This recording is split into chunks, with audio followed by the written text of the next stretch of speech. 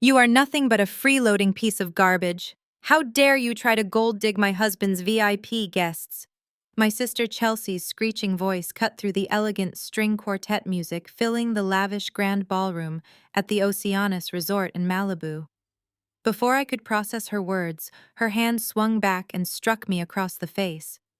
The loud, echoing slap brought the reception of 500 elite guests to a dead, horrified silence. I stood there frozen, my cheek burning, wearing a custom silk suit that cost more than her entire wedding. But I did not react. I did not have to.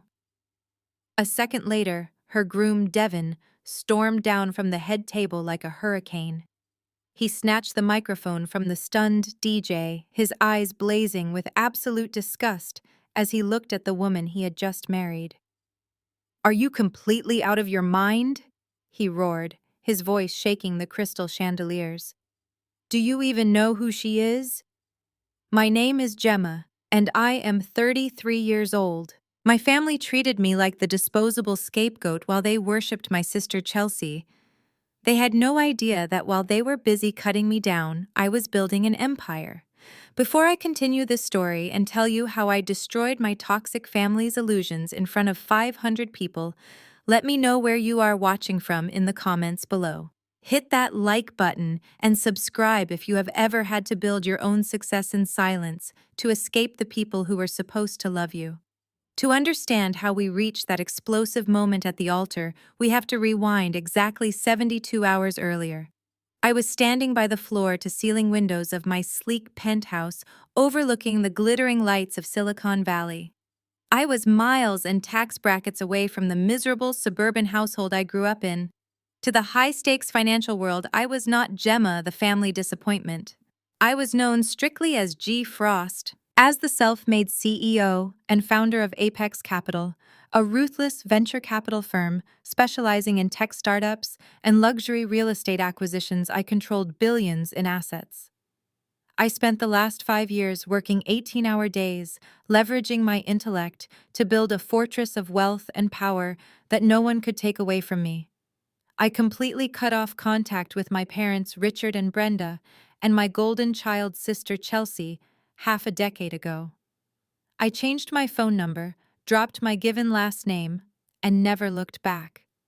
When my executive assistant handed me my personal mail that Tuesday morning, I was mildly amused to find a cheap, crumpled wedding invitation buried between polished corporate briefings. It was from Chelsea.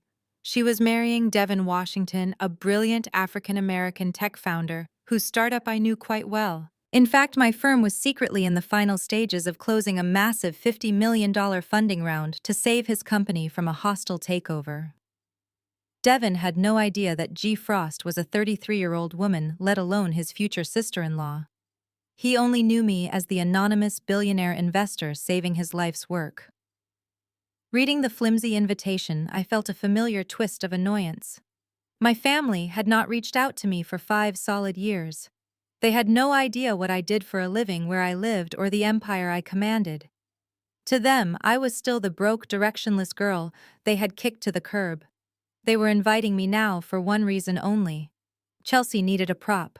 She needed her failure of an older sister to stand in the background and make her look superior by comparison. She wanted to parade her wealthy new husband in front of me to prove she had finally won our lifelong competition. I tossed the envelope onto my marble kitchen island. My first instinct was to throw it directly into the trash. I had no intention of going to Malibu to play peacekeeper. I did not need their validation, and I certainly did not want their toxic drama polluting my carefully curated life. But then I glanced at my schedule for the upcoming weekend. A slow, calculating smile spread across my face. I was already scheduled to be in Malibu that exact same weekend. In fact, I was slated to be at the exact same location, the Oceanus Resort. I was not going there for a vacation, and I was definitely not going to celebrate Chelsea's wedding. I was going because I was finalizing a highly classified real estate acquisition. I was in the middle of buying the entire Oceanus Resort property. The sheer irony of the situation was too perfect to ignore. My family, who spent their entire lives treating me like a second-class citizen, was preparing to host the most expensive event of their lives at a luxury resort they could barely afford to rent. And they had absolutely no clue that the woman they planned to humiliate was actually the new owner of the very ground they would be standing on. They were stepping straight into my territory. I picked up my encrypted phone and dialed my assistant. I told him to clear my peripheral meetings for the weekend and prepare the corporate jet. I decided I would attend Chelsea's wedding after all. I would not show up in my custom designer suits or flash my billionaire status immediately. I would rent a standard mid-size sedan, wear something understated, and play the exact part they expected me to play. I wanted to see exactly how Richard, Brenda, and Chelsea would treat me when they thought I was still struggling. I wanted them to show their true colors to Devon, because when the time came to drop the facade and reveal exactly who held the power, I wanted their fall from grace to be absolute. I packed a single modest suitcase, leaving my luxury items locked away. It was time to give my family the reunion they asked for and the reality check they desperately needed. I had just finished zipping my plain overnight bag when my cell phone vibrated across the marble kitchen island. The caller ID flashed a name I had not seen in 5 long years. Brenda, my mother. I stared at the glowing screen, letting the device buzz against the cool stone. A part of me wanted to silence it, but the calculating CEO inside me took over. I needed to hear her voice to gauge exactly how deep their collective delusion still ran. I swiped to accept the call without saying a single word. "Gemma, are you there?" Brenda's shrill voice pierced the silence, devoid of maternal affection. It was the exact same entitled tone she used when scolding a slow waiter. "I was just calling to ensure you are actually going to show up this weekend. Chelsea has been having a nervous breakdown about the floral arrangements, and quite frankly, we need extra hands." I leaned against the counter. "I am coming, Brenda," I said, my voice steady and cold. "Good," she snapped back, not pausing to ask how I was doing. "Since you do not have a husband or any children to look after, and because your freelance typing gigs do not require a strict schedule, we expect you at the resort by noon tomorrow. Chelsea wants the outdoor seating arranged perfectly for the ocean view ceremony. The resort staff is moving too slowly. You can help carry the folding chairs and set up the aisle runner. You have nothing better to do anyway, and it is the least you can do to support your sister."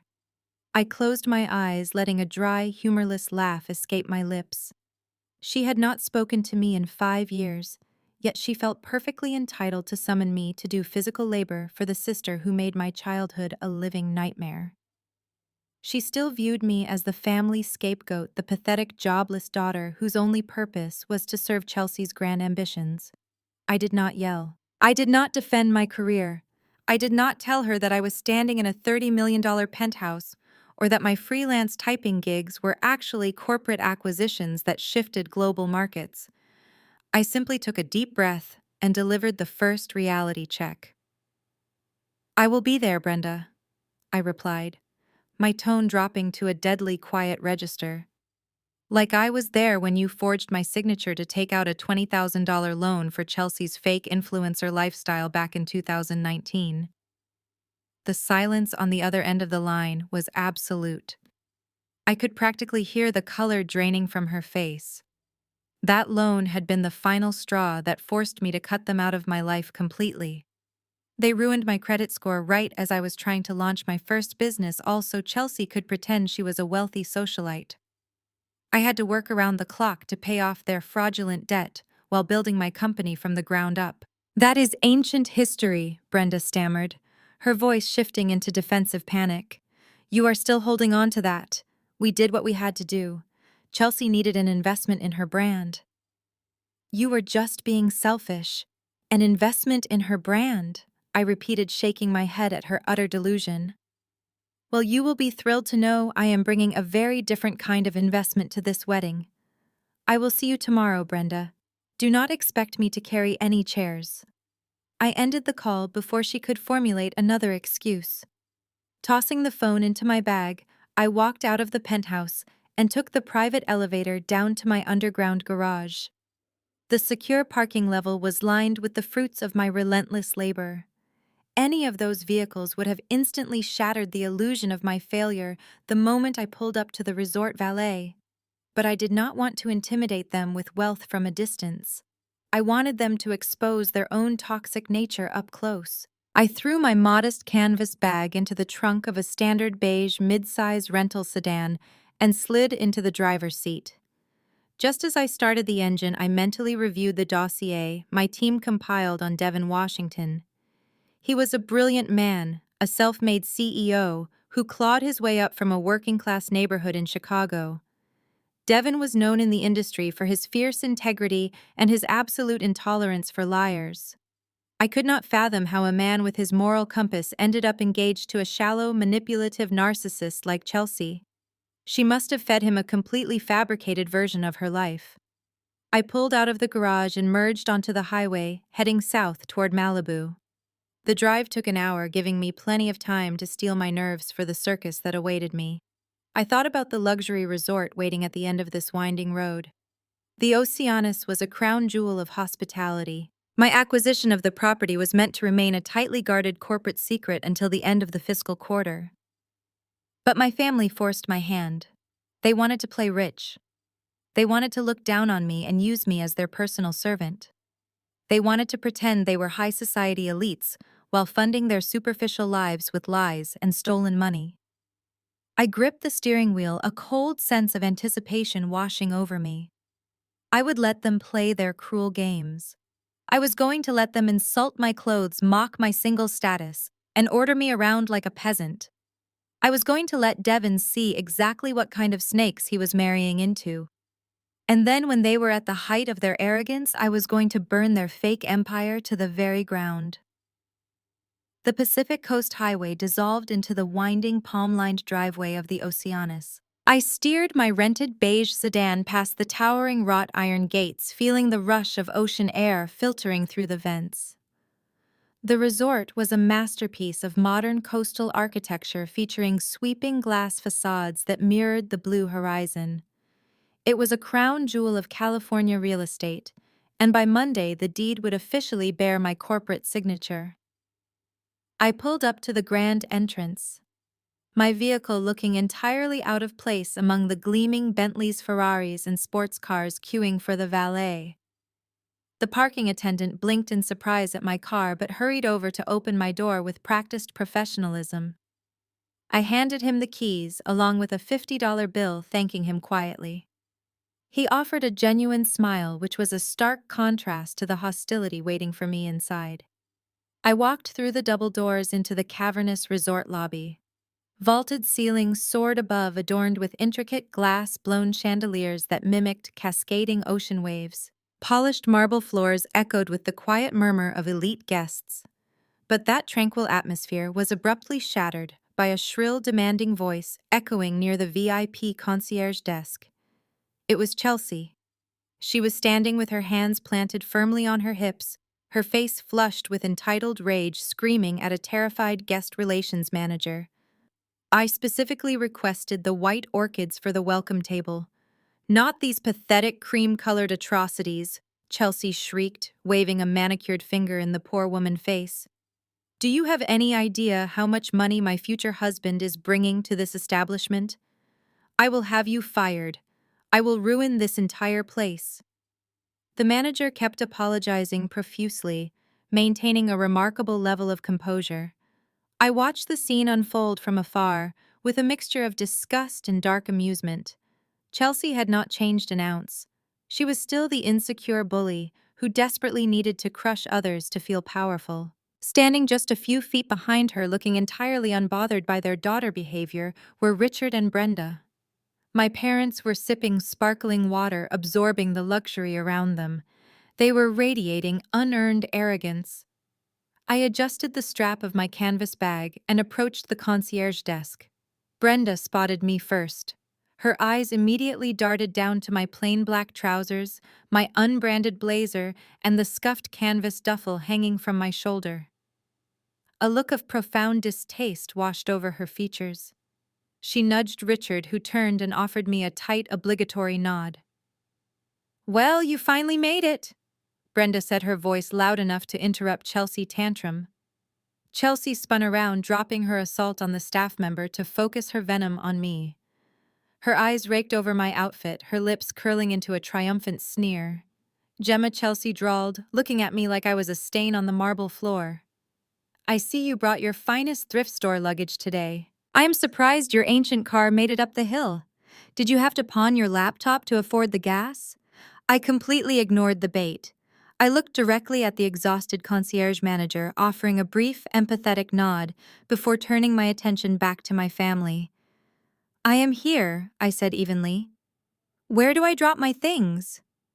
Richard stepped forward, pulling a plastic keycard from his designer suit pocket. He held it out to me with a look of extreme condescension. "We have already handled the accommodations," he announced proudly. "Devon family was generous enough to secure the ocean penthouse for us. It is $5,000 a night. It has a private infinity pool and dedicated butler service. Naturally, Chelsea needs the space to prepare for the ceremony." He shoved the keycard hard into my hand. "Since you are attending solo and well, since you are not exactly used to high-end living these days, we arranged a different room for you. It is on the lower level, ground floor near the service elevators." I looked down at the plastic keycard. Room 104. I knew the architectural floor plans of the Oceanus inside and out. Room 104 was not a standard guest suite. It was a cramped, windowless overflow room, typically reserved for excess security personnel or traveling maintenance staff. It was located directly adjacent to the industrial ice machine and the laundry ventilation shafts. The constant mechanical hum made it the worst room on the property. Chelsea took a step closer to me, her expensive perfume suffocating the ocean breeze. She crossed her arms, her diamond engagement ring catching the lobby light, and delivered her carefully rehearsed line. "We did not want you feeling out of place with all the luxury," Chelsea said, her voice dripping with venomous satisfaction. "You know, since you are just scraping by, a penthouse would probably just overwhelm you. The basement is much more your speed." Brenda let out a short, mocking laugh, while Richard simply crossed his arms, looking completely devoid of any parental warmth. They were waiting for me to break. They wanted me to scream, to cry, to beg for a better room, or to storm out in humiliation so they could play the victims. Instead, I looked right into Chelsea's eyes. I did not flinch. I did not frown. A slow, chilling smile spread across my face. It was the kind of knowing, predatory smile that made my corporate rivals sweat. "It is absolutely perfect," I replied smoothly. "Thank you, Chelsea. I will remember this exact hospitality." Chelsea frowned, clearly unsettled by my lack of distress, but quickly masked it with a scoff and turned away. I gripped the keycard, turned on my heel, and walked calmly toward the service elevators. As soon as I was out of their sight, I pulled my encrypted phone from my pocket. I opened my secure messaging app and typed a quick, decisive text to my executive assistant to execute the first maneuver. "Prepare Phase 1 immediately." I hit the send button and slipped the encrypted phone into my pocket. My assistant knew what that meant. The wheels of my corporate machine were in motion, aligning the legal and security teams of Apex Capital to take full control of the resort. For tonight, I had a role to play. I navigated the service corridors until I reached room 104. The grinding hum of the industrial ice machine vibrated through the thin drywall. The space smelled of bleach. I smiled, setting my canvas bag on the lumpy mattress. It was a pathetic attempt at psychological warfare, but I had survived boardrooms full of ruthless predators.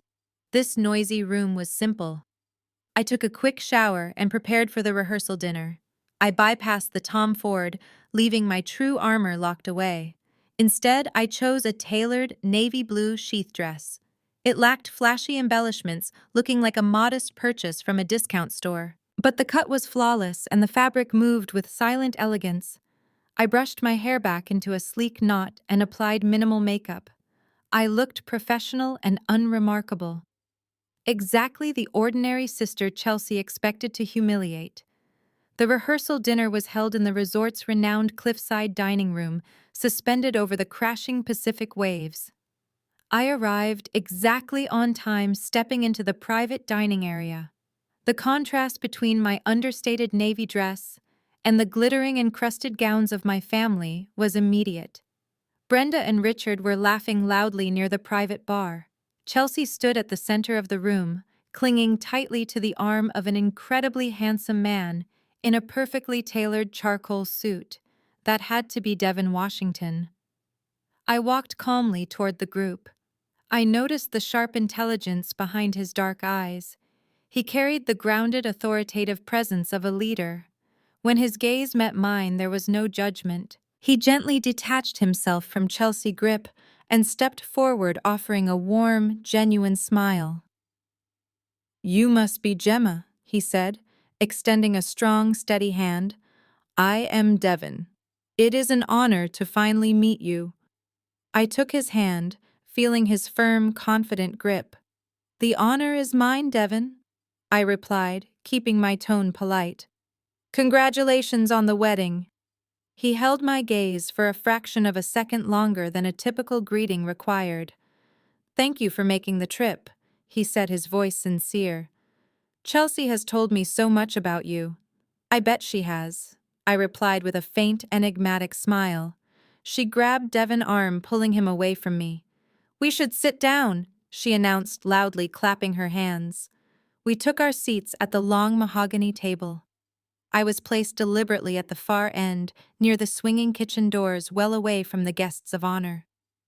As the first course arrived, the conversation naturally turned to Devin and his rising tech startup. Richard raised his glass, offering a boastful toast about joining two elite bloodlines. Devin accepted the toast politely, but immediately grounded the conversation.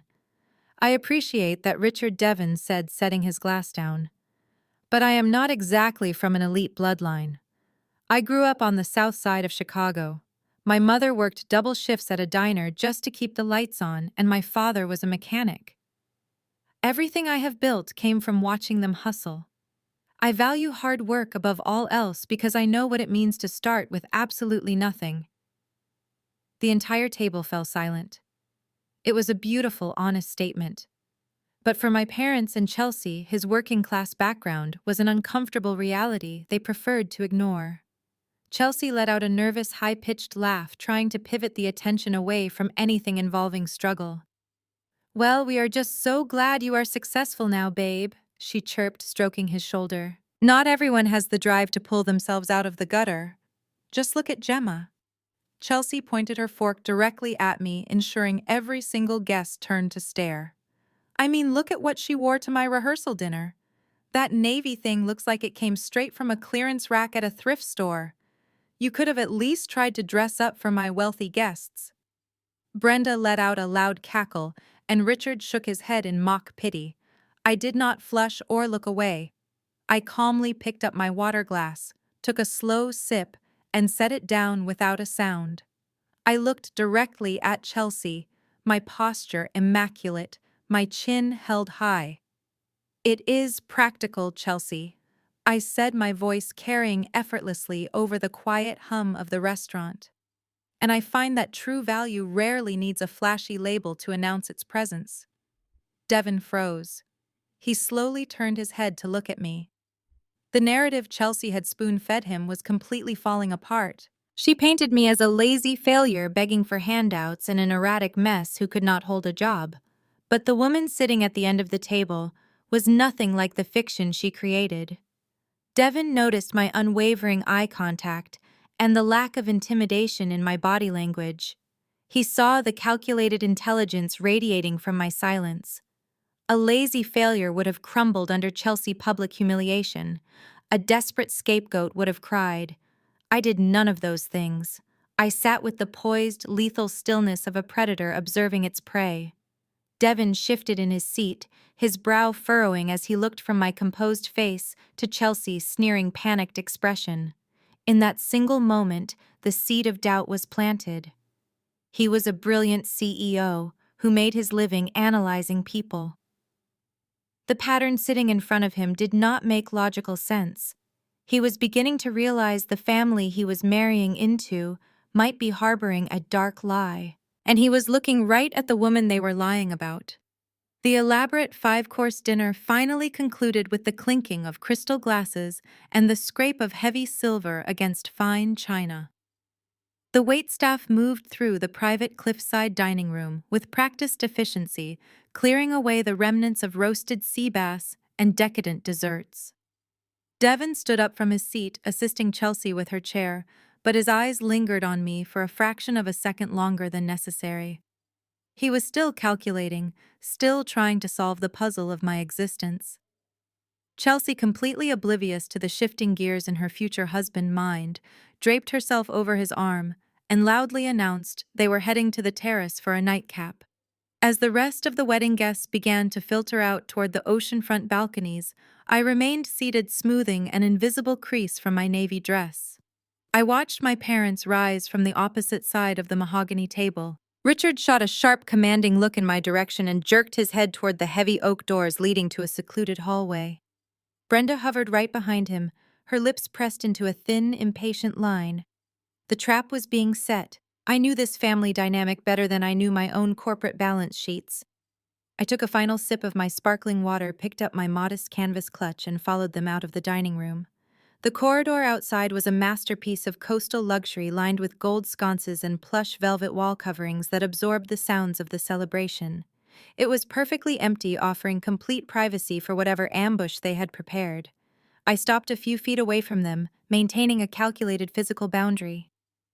Richard and Brenda stood together, blocking the exit to the main lobby.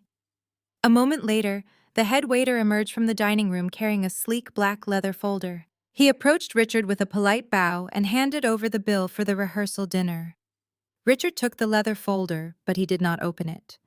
He did not check the itemized list of imported vintage wines, the towering seafood tiers, or the custom desserts Chelsea had demanded.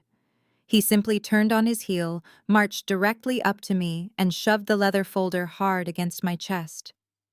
I reflexively brought my hands up to catch it before it hit the floor. I opened the folder.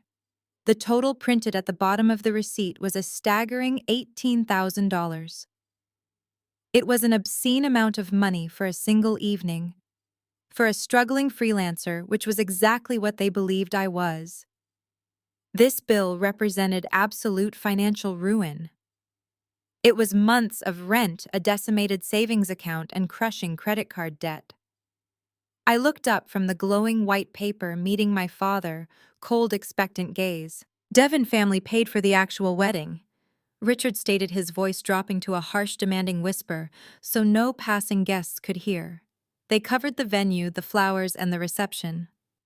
As the bride family, we are supposed to cover the rehearsal dinner, but your mother and I have stretched our accounts thin, ensuring Chelsea has the perfect weekend. Brenda stepped forward, her designer heels sinking into the plush carpet. She crossed her arms, wrapping herself in a shawl she had undoubtedly purchased on credit. You do not have a husband or any kids draining your bank account, Brenda added, her tone laced with casual cruelty. You live alone. You have no real responsibilities. You must have some savings tucked away from whatever typing jobs you managed to find. I stared at them, holding the leather folder. The sheer audacity of their demand was breathtaking. They had invited me to this wedding solely to use me as an ATM to fund the luxurious facade they were presenting to Devon affluent family. Pay this, Richard commanded, pointing a stiff finger at the receipt in my hands. Consider it your contribution to this family. Pay this to make up for all the years you disappointed us. The word disappointed hung in the quiet hallway. 5 years ago, that word would have shattered me. It would have sent me into a spiral of anxiety and self-loathing, forcing me to empty my meager bank accounts just to earn a fleeting nod of approval. But the woman standing in front of them now was not the terrified 28-year-old they had cast out. I was the apex predator of the financial world. I bought and sold companies worth hundreds of millions of dollars before breakfast. An $18,000 dinner bill was literal pocket change to me. But I was not going to let them off the hook easily. I did not cry. My hands did not tremble. I closed the leather folder with a sharp, definitive snap. I locked my eyes onto Richard holding his gaze with a terrifying, emotionless intensity. Disappointed you. I repeated, my voice dangerously soft and perfectly level. I took a slow, deliberate step forward, closing the distance between us. The air in the hallway seemed to drop 10 degrees. You mean like the time you emptied my entire college fund to buy Chelsea a brand new Porsche? I asked, watching the color instantly drain from Brenda's face. Do you remember that, Richard? I was 19 years old, working double shifts at a diner to pay for my textbooks. Chelsea threw a massive tantrum and threatened to drop out of her worthless communications degree because she felt embarrassed driving a used sedan to campus. You marched into the bank and drained $40,000 from the trust my grandmother left for my education. Neither of them spoke. Their eyes darted nervously down the hallway, praying no one from Devon family would walk out and hear this conversation. You have always funded her delusions with my survival money. I continued my words, striking them like physical blows. You stole my future to buy her a sports car. Then you ruined my credit score by forging my name on loans to pay for her designer handbags. You spent 2 decades treating me like a disposable asset to be liquidated whenever your golden child demanded a new shiny toy. And now you have the absolute nerve to stand in a luxury resort corner me, in a hallway, and demand $18,000 to pay for a dinner I was not even properly invited to. Brenda opened her mouth to argue, to spin another web of gaslighting and manipulation, but the words died in her throat. The sheer authoritative weight of my presence was suffocating them. They expected a victim. They expected the girl who used to apologize for breathing too loudly. They did not know how to handle the unyielding titanium wall I had become. I looked down at the black leather folder in my hands. The leather was smooth, cool to the touch. I knew exactly what was about to happen next. I was going to pay this bill, but not to save them. I was going to pay it to assert my absolute dominance. I was going to drop a fraction of my wealth onto this table and let the shockwaves begin to fracture their fragile empire. I shifted my grip on my canvas clutch, preparing to pull out the one piece of plastic that would change the trajectory of this entire weekend. I slowly opened my simple canvas clutch. My parents watched me with a mixture of disdain and anticipation, expecting me to pull out a credit card or beg for a payment plan. They were waiting for the familiar sight of my desperation. Instead, my fingers bypassed the standard bank cards I used for my civilian disguise and found the heavy metal of my corporate account card. I pulled it out into the dim light of the corridor. It was a titanium invite-only black card. There was absolutely no spending limit on this piece of metal.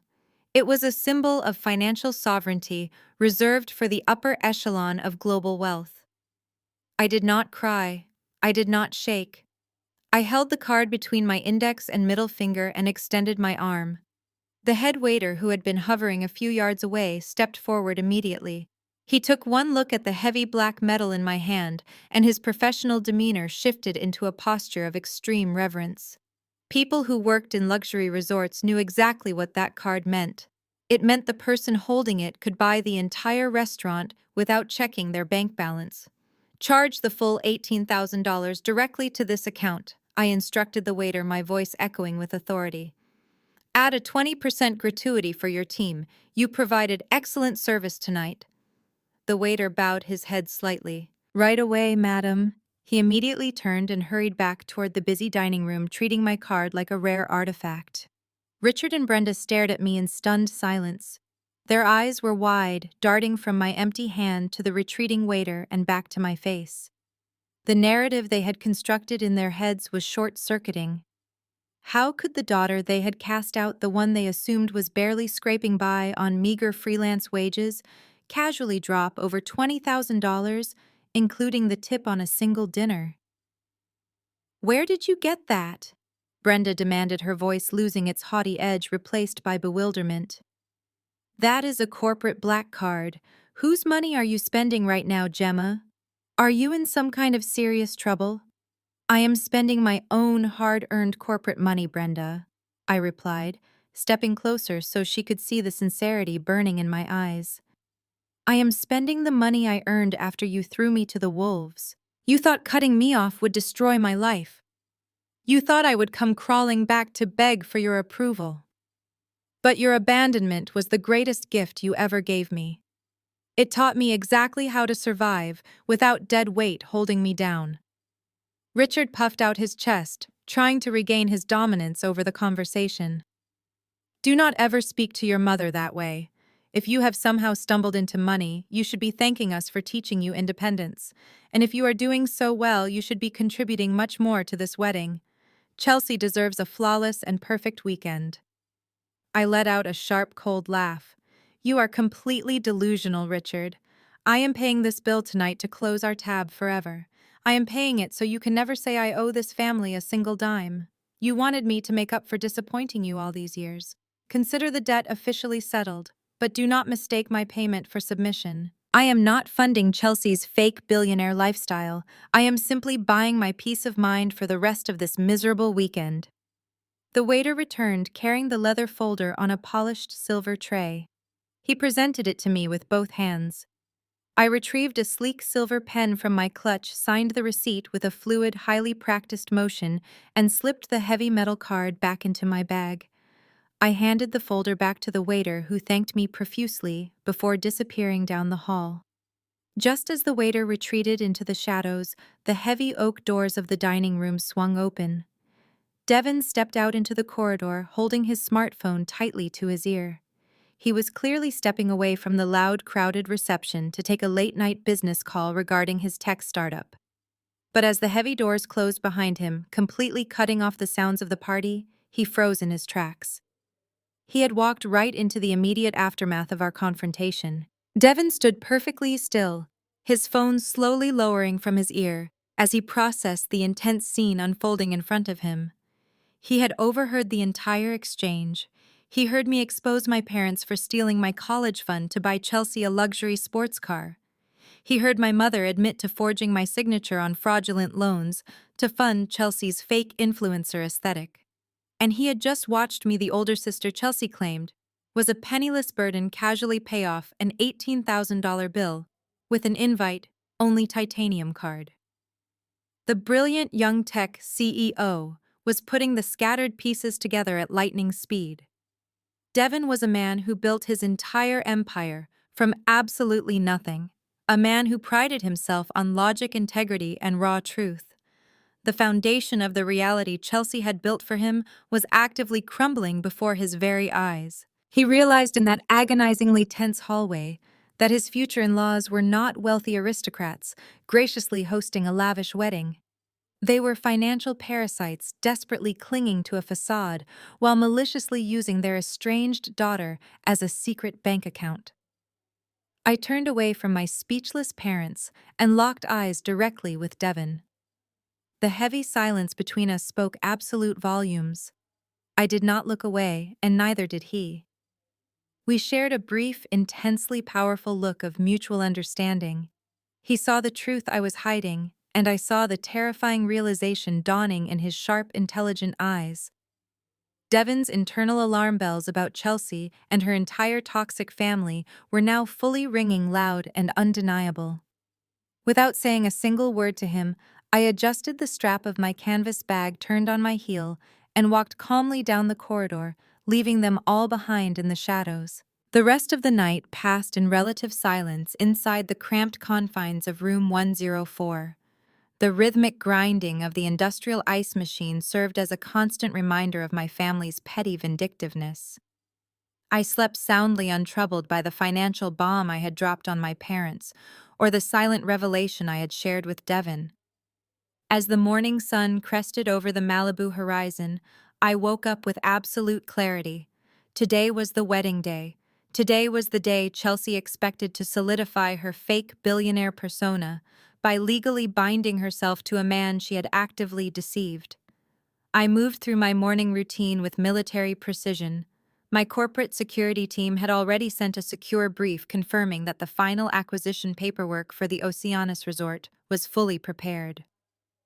I stepped back into the tiny main area of my room and unzipped my garment bag. Inside hung the pale blush bridesmaid dress Brenda had aggressively mandated I purchase. It was a flimsy piece of chiffon that clashed terribly with my skin tone, a deliberate choice by Chelsea to ensure no one in the bridal party could outshine her. I laid the dress flat across the lumpy mattress, smoothing out the cheap fabric. A sharp pounding on my door shattered the morning quiet. Before I could approach the entryway, the handle clicked and the door swung open violently. Chelsea burst into my cramped quarters like a manic hurricane.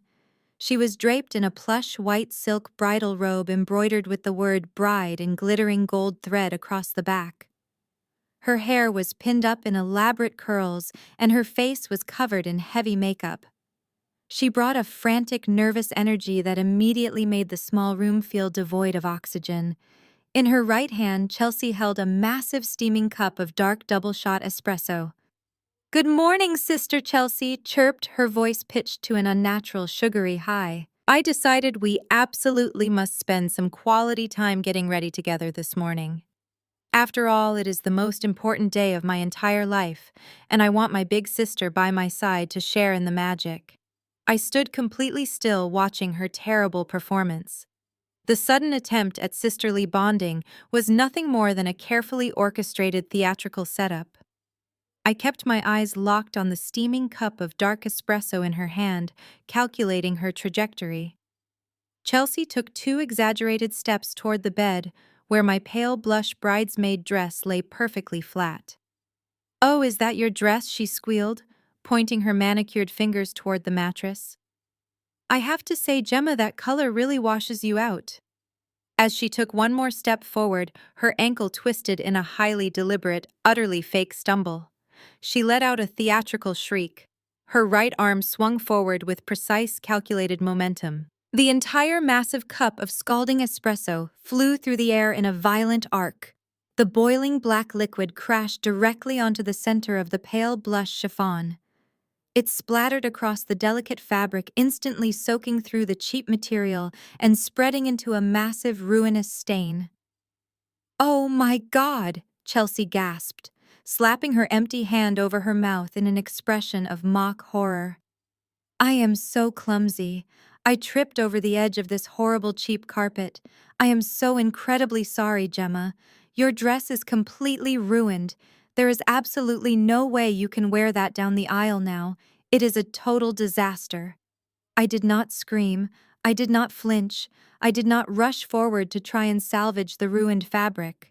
I simply looked at the dark, steaming stain and then slowly raised my eyes to meet my sister's gaze. The fake horror on her face quickly melted away, replaced by a malicious, triumphant smirk. "Well, since the dress is destroyed, we have a massive problem," Chelsea sighed. "You cannot possibly walk down the aisle looking like a coffee-stained disaster. It would completely ruin my wedding photos." "But do not worry, big sister. I came prepared with a backup plan." Chelsea reached into the canvas tote bag slung over her shoulder. She pulled out a neatly folded bundle of stiff, dark gray fabric and tossed it onto the bed next to the ruined bridesmaid dress. I looked down at the gray fabric. It was a standard-issue hotel housekeeping uniform, complete with a dark apron and a generic plastic name tag.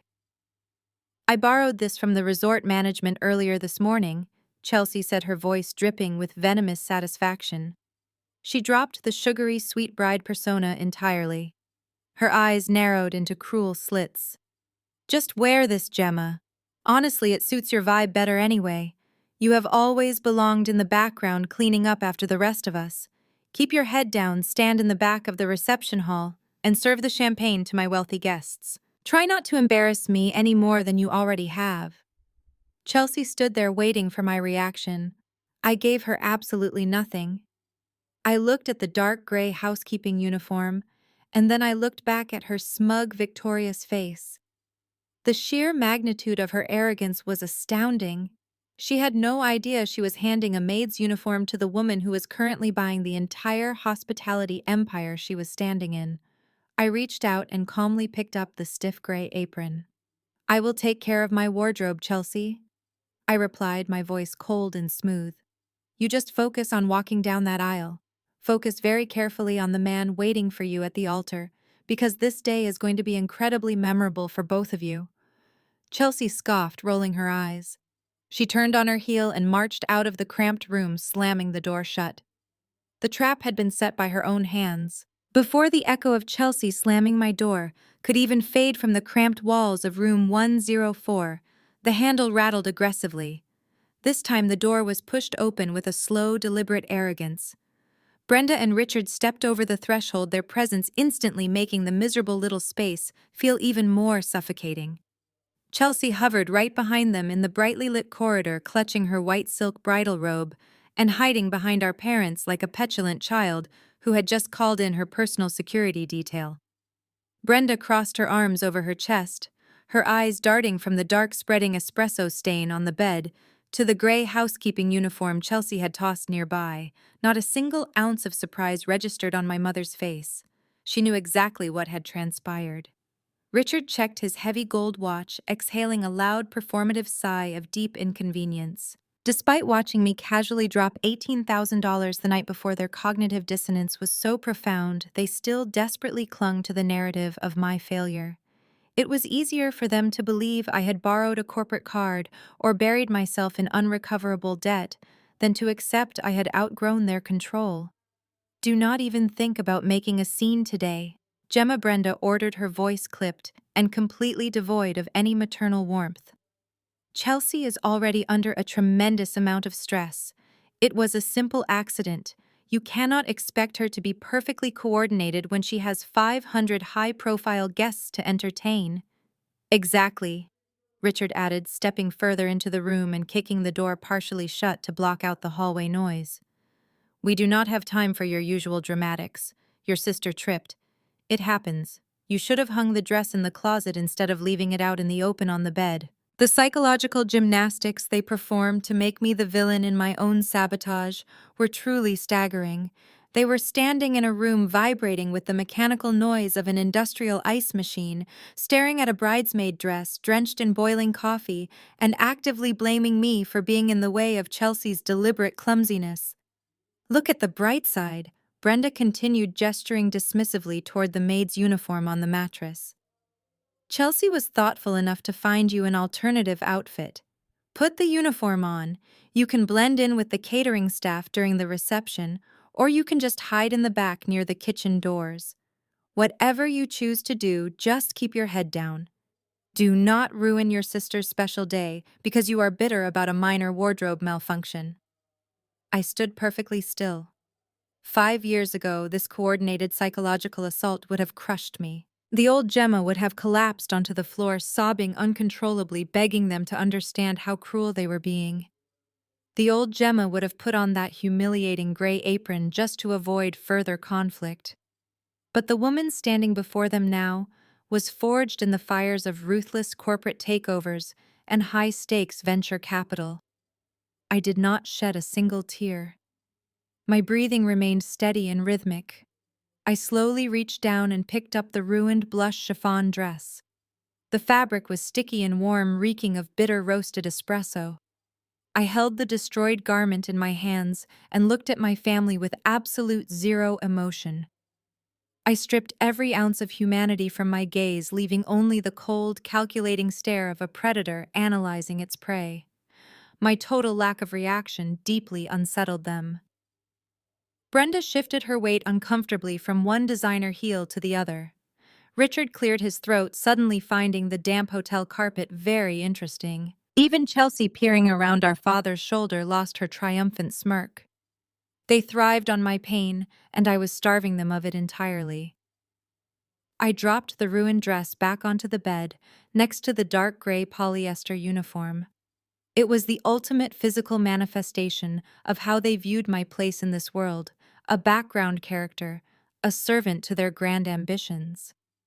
I took a slow, measured step toward the doorway, forcing Brenda and Richard to step backward into the hall to maintain their personal space. I looked directly past my parents and locked eyes with my sister. "I hope you enjoy this wedding, Chelsea," I said calmly, my voice resonating with a terrifying, icy certainty. considering it is being funded by people you are actively lying to. Before any of them could process the heavy implications of my words, I reached out, grabbed the brass door handle, and slammed the heavy wooden door directly in their stunned faces. The satisfying click of the deadbolt locking echoed through the small room. The familial noise was instantly cut off, leaving only the hum of the hotel ventilation. The moment the door was secured, the polite, quiet sister they thought they knew ceased to exist. The CEO took complete control. I walked over to my canvas bag and unzipped the hidden bottom compartment. I bypassed the civilian items and pulled out my encrypted corporate smartphone. The black titanium device was a direct, secure line to the nerve center of Apex Capital. I bypassed the lock screen with a biometric scan and hit the single speed dial contact on the interface. The line connected instantly.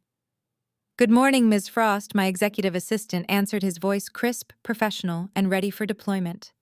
He was a former intelligence officer who managed my logistics with terrifying efficiency. He did not ask questions. He knew exactly what to do. I looked down at the pathetic gray housekeeping uniform my sister expected me to wear. I smiled, a sharp, dangerous expression that promised absolute devastation for the people who had just tried to bury me.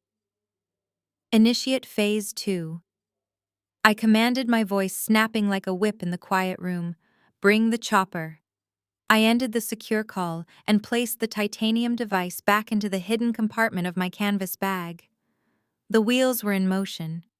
The airspace over Malibu was about to host a very important arrival. I turned back to the ruined blush chiffon dress and the insultingly stiff gray housekeeping uniform laid out on the bed. I was just about to shove them both into the trash bin when a sharp, hesitant knock sounded at my door. It was not the aggressive, entitled pounding my family utilized. It was a respectful, steady rhythm. "Gemma, are you in there?" The deep, rich voice belonged to Devin. "It is Devin. I heard some shouting out here in the hallway. Is everything all right?" I paused, considering my options. Devin Washington was an innocent bystander in this crossfire. He was a brilliant mind, caught in a toxic web woven by my sister. I walked over and pulled the heavy brass deadbolt back, opening the door just wide enough to meet his gaze. Devin stood in the corridor, already dressed in his crisp, tailored wedding tuxedo. He looked every inch the successful tech founder, but the deep lines of stress etched around his eyes betrayed his calm exterior.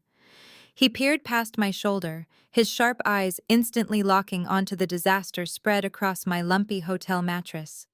He saw the massive dark espresso stain soaking through the pale pink fabric. Then his gaze shifted to the folded gray housekeeping apron resting right beside it. The intelligence behind his dark eyes processed the scene in a fraction of a second. He did not need me to explain the malicious context. The sheer horror and profound embarrassment that washed over his face told me everything I needed to know. Chelsea had slipped up. She had let her mask crack just enough for him to hear the venom in her voice from down the hall. "I am so incredibly sorry," Gemma Devon said, his voice dropping to a hushed, appalled whisper. "I heard Chelsea yelling. I had no idea she would do something like this. Please tell me you are not actually considering wearing that uniform. This is supposed to be a celebration, and you are her sister, not the hired help." He ran a hand over his neatly trimmed beard, his frustration palpable. "I can fix this," he insisted, stepping slightly closer, offering a genuine lifeline.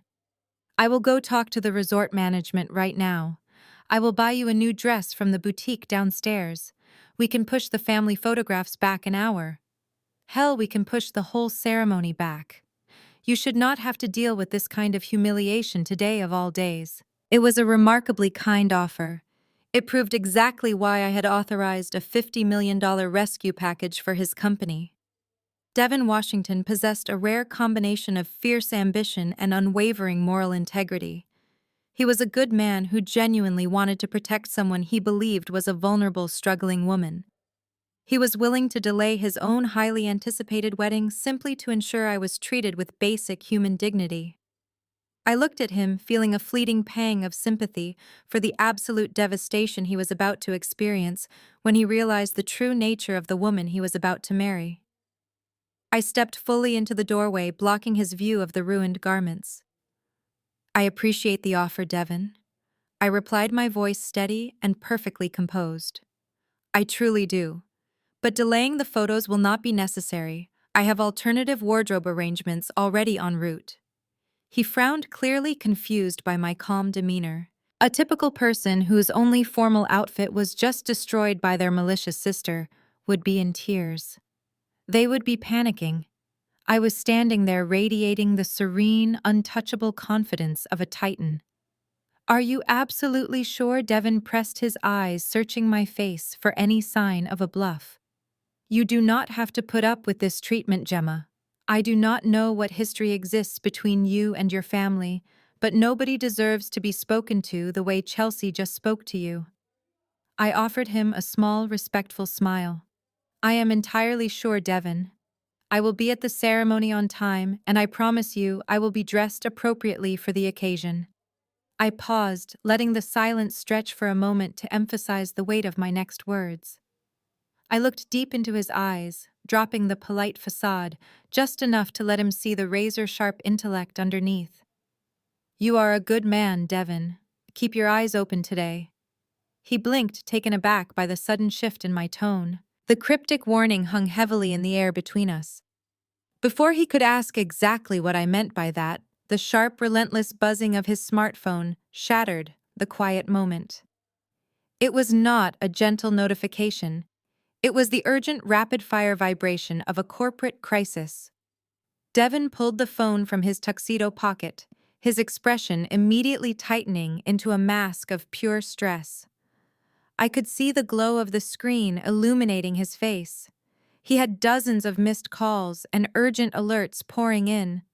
He let out a heavy, exhausted sigh, rubbing his temple. "I am sorry," he muttered, his attention pulled violently back to his professional world. "I have to take this. My executive team is in a complete panic." I knew exactly why his team was panicking. Devon's startup, a groundbreaking artificial intelligence platform designed to revolutionize global supply chains, was bleeding cash. He had built a brilliant product, but a hostile corporate takeover had cornered him. His entire life work was hanging by a thread. The only thing standing between his company and total bankruptcy was a massive $50 million 11th-hour capital injection from a shadowy, anonymous savior investor. That investor was G. Frost of Apex Capital, and G. Frost had not yet signed the final binding acquisition documents.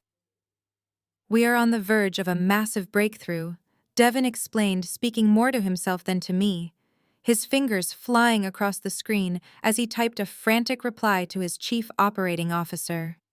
"We secured the funding. We survived the audit.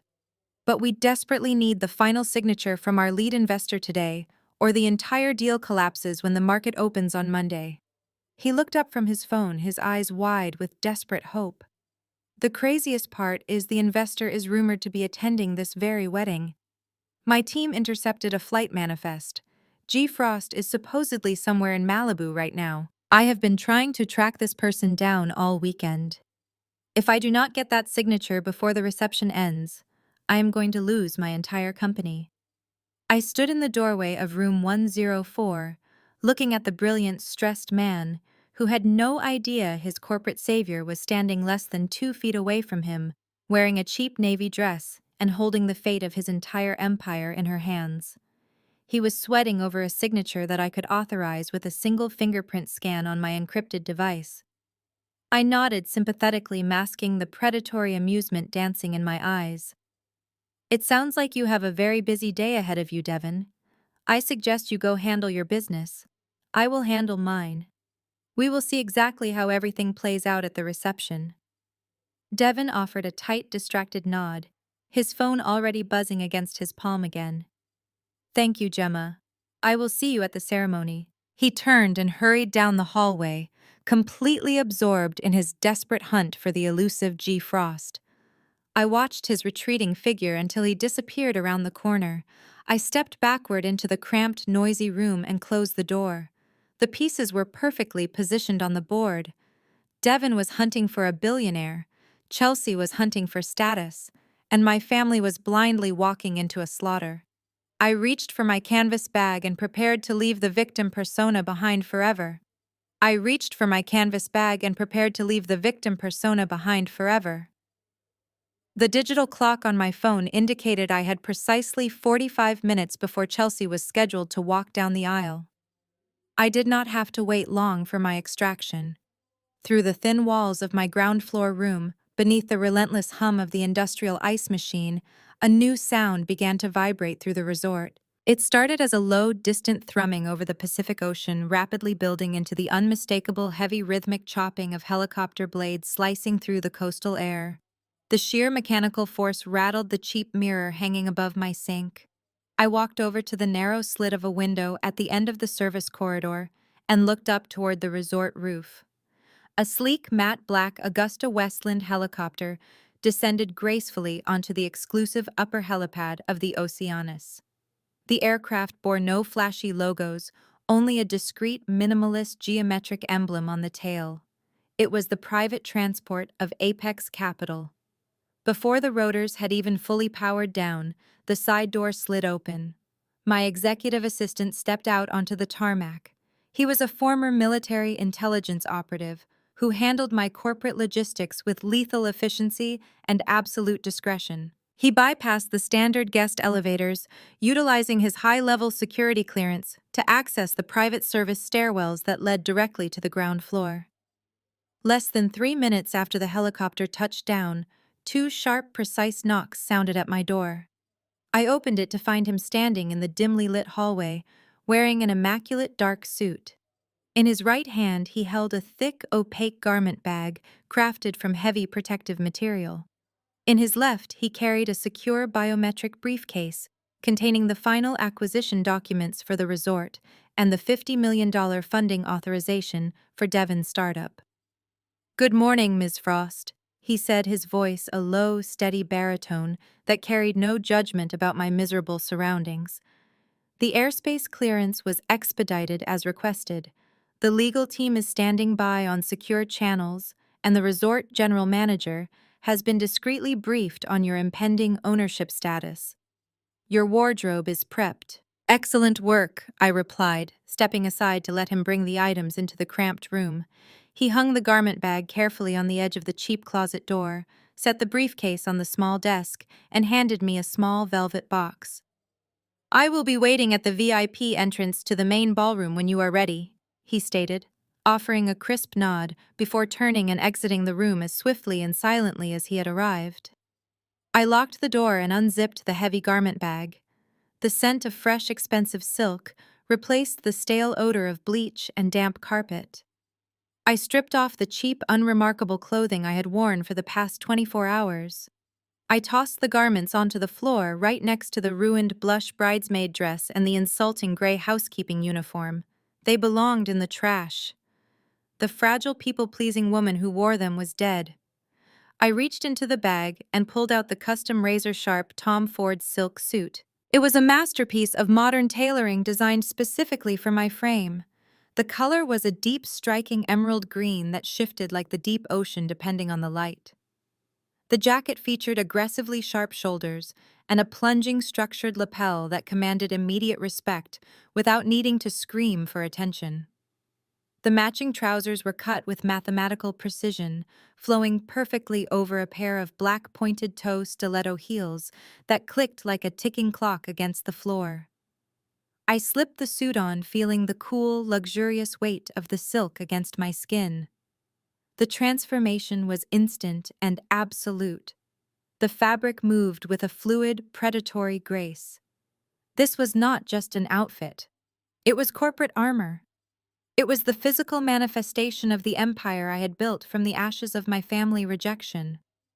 I pulled my hair back into a severe, sleek twist at the nape of my neck, ensuring not a single strand was out of place. I applied a deep, matte crimson lipstick, transforming my face into a mask of pure, untouchable authority. Finally, I opened the small velvet box my assistant had delivered. Inside rested a vintage Patek Philippe watch. It was a $150,000 timepiece, devoid of any flashy diamonds or gaudy embellishments.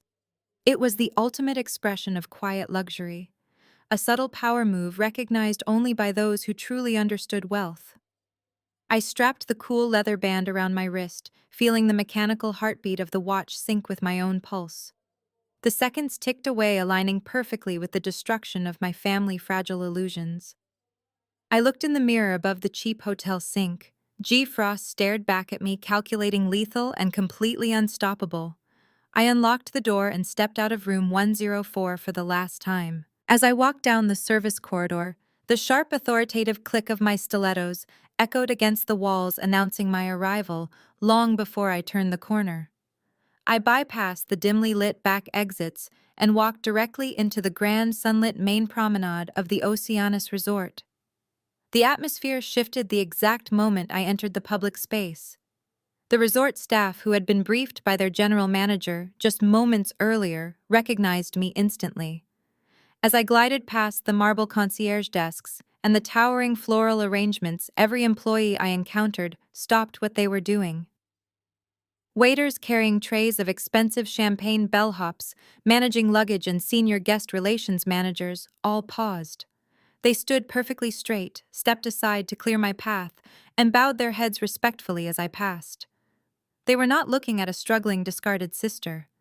They were bowing to the billionaire CEO who was actively purchasing their entire hospitality empire. I walked through the opulent corridors with my chin held high, my emerald silk suit catching the golden afternoon light streaming through the massive glass windows. The sheer power radiating from my stride made wealthy vacationers instinctively part ways to let me through. I was no longer hiding in the shadows. I was walking straight into the heart of the ceremony. The distant sound of a string quartet tuning their instruments drifted from the oceanfront terrace. Chelsea's wedding was about to begin, and I was about to give her the audience she truly deserved. The ocean breeze hit my face as I stepped out of the climate-controlled corridors and onto the sprawling manicured lawn of the resort terrace. The setting was nothing short of spectacular. 500 chairs with white silk covers were arranged in perfect symmetrical rows, facing the endless expanse of the Pacific Ocean. A massive archway constructed entirely of imported white roses framed the altar. The sheer financial excess of the event was staggering, especially knowing that it was entirely funded by the Groom family while my parents pretended to foot the bill. I paused at the edge of the gathering, calculating my timing with absolute precision. The string quartet shifted from their warm-up exercises into a soaring classical rendition of the bridal march. The low murmur of the 500 elite guests immediately hushed as they turned their attention toward the front. I stood hidden behind a towering floral arrangement near the entrance of the center aisle, observing the scene unfold. Chelsea was already standing at the altar. She wore a dramatic, heavily beaded designer gown that sparkled aggressively under the California sun.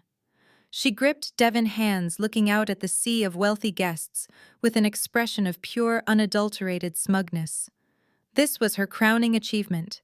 She had successfully trapped a brilliant tech CEO and cemented her fake socialite status. In the front row, Richard and Brenda sat shoulder to shoulder, radiating unearned pride. They were practically vibrating with self-satisfaction, basking in the reflected glory of Devon's success. I knew exactly what they were waiting for. They were waiting for me to scurry out from the catering tents in the back, wearing that humiliating gray housekeeping apron, carrying a tray of champagne, and keeping my head down in shame. They believed their morning sabotage had completely broken my spirit. They believed they had successfully neutralized the only threat to their fabricated billionaire narrative. They were wrong. I waited until the entire congregation was seated and completely silent, their eyes locked on the couple at the altar. Then I stepped out from behind the floral arrangement and positioned myself directly at the top of the main center aisle. I did not tiptoe. I did not seek the side aisles or try to blend in with the shadows. I walked straight down the middle. The sharp rhythmic click of my black stiletto heels against the marble walkway cut through the delicate music of the string quartet like a metronome counting down to their destruction. I moved with the slow, predatory grace of a CEO entering a hostile boardroom. The emerald silk of my custom Tom Ford suit caught the golden afternoon sunlight shimmering with an undeniable expensive power. The tailored lines of the jacket emphasized my flawless posture, projecting a level of quiet luxury that Chelsea's heavily beaded gown could never achieve. I kept my chin perfectly level, my eyes focused straight ahead, entirely unbothered by the hundreds of people I was walking past. It did not take long for the crowd to notice. A subtle wave of movement rippled through the 500 guests as heads began to turn. These were affluent people, venture capitalists, tech founders, and corporate lawyers from Devon's side of the aisle. They recognized wealth when they saw it. They recognized the cut of bespoke tailoring and the distinct, understated gleam of the vintage Patek Philippe watch strapped to my wrist. Low murmurs began to spread across the rows. Guests leaned in to whisper to one another, clearly confused. Several prominent tech executives in the audience squinted at me, their brows furrowing as they tried to place my face from industry publications. I did not look like a maid. I did not look like the disgraced, struggling freelancer Chelsea had described to everyone. I looked like a titan of industry who could buy and sell everyone in the front row before the ceremony even concluded. The collective murmuring grew loud enough to echo up to the altar. Chelsea turned her head, her fake, radiant bridal smile frozen perfectly in place. Her eyes tracked down the center aisle and landed directly on me.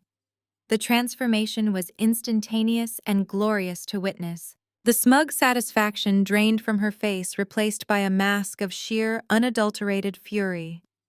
Her jaw dropped slightly, and her manicured fingers gripped Devon's hands so tightly her knuckles turned white.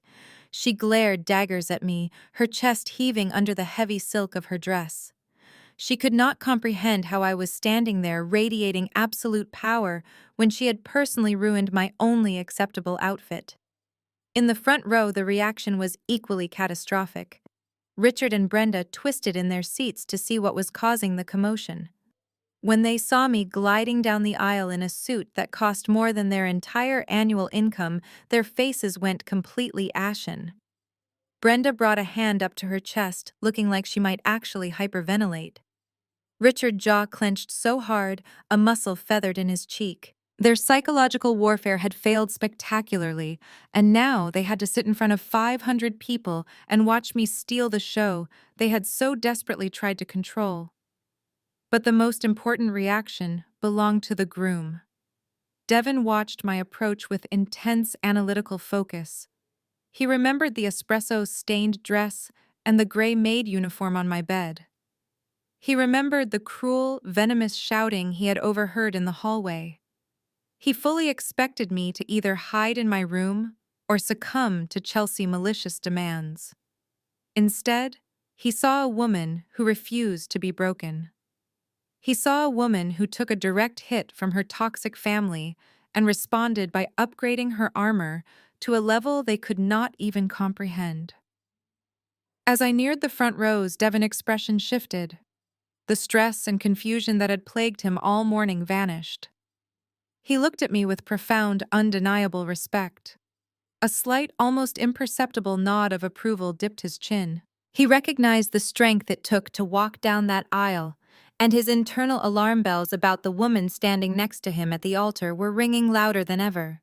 He was realizing that the family he was marrying into had been orchestrating a massive campaign of sabotage against a woman who possessed more integrity in a single glance than they held in their entire bodies. I did not break eye contact with Devon as I reached the second row. I ignored my parents, completely treating them with the same indifference one might reserve for a piece of old furniture. I gracefully took my seat on the aisle, crossing my legs and resting my hands loosely in my lap.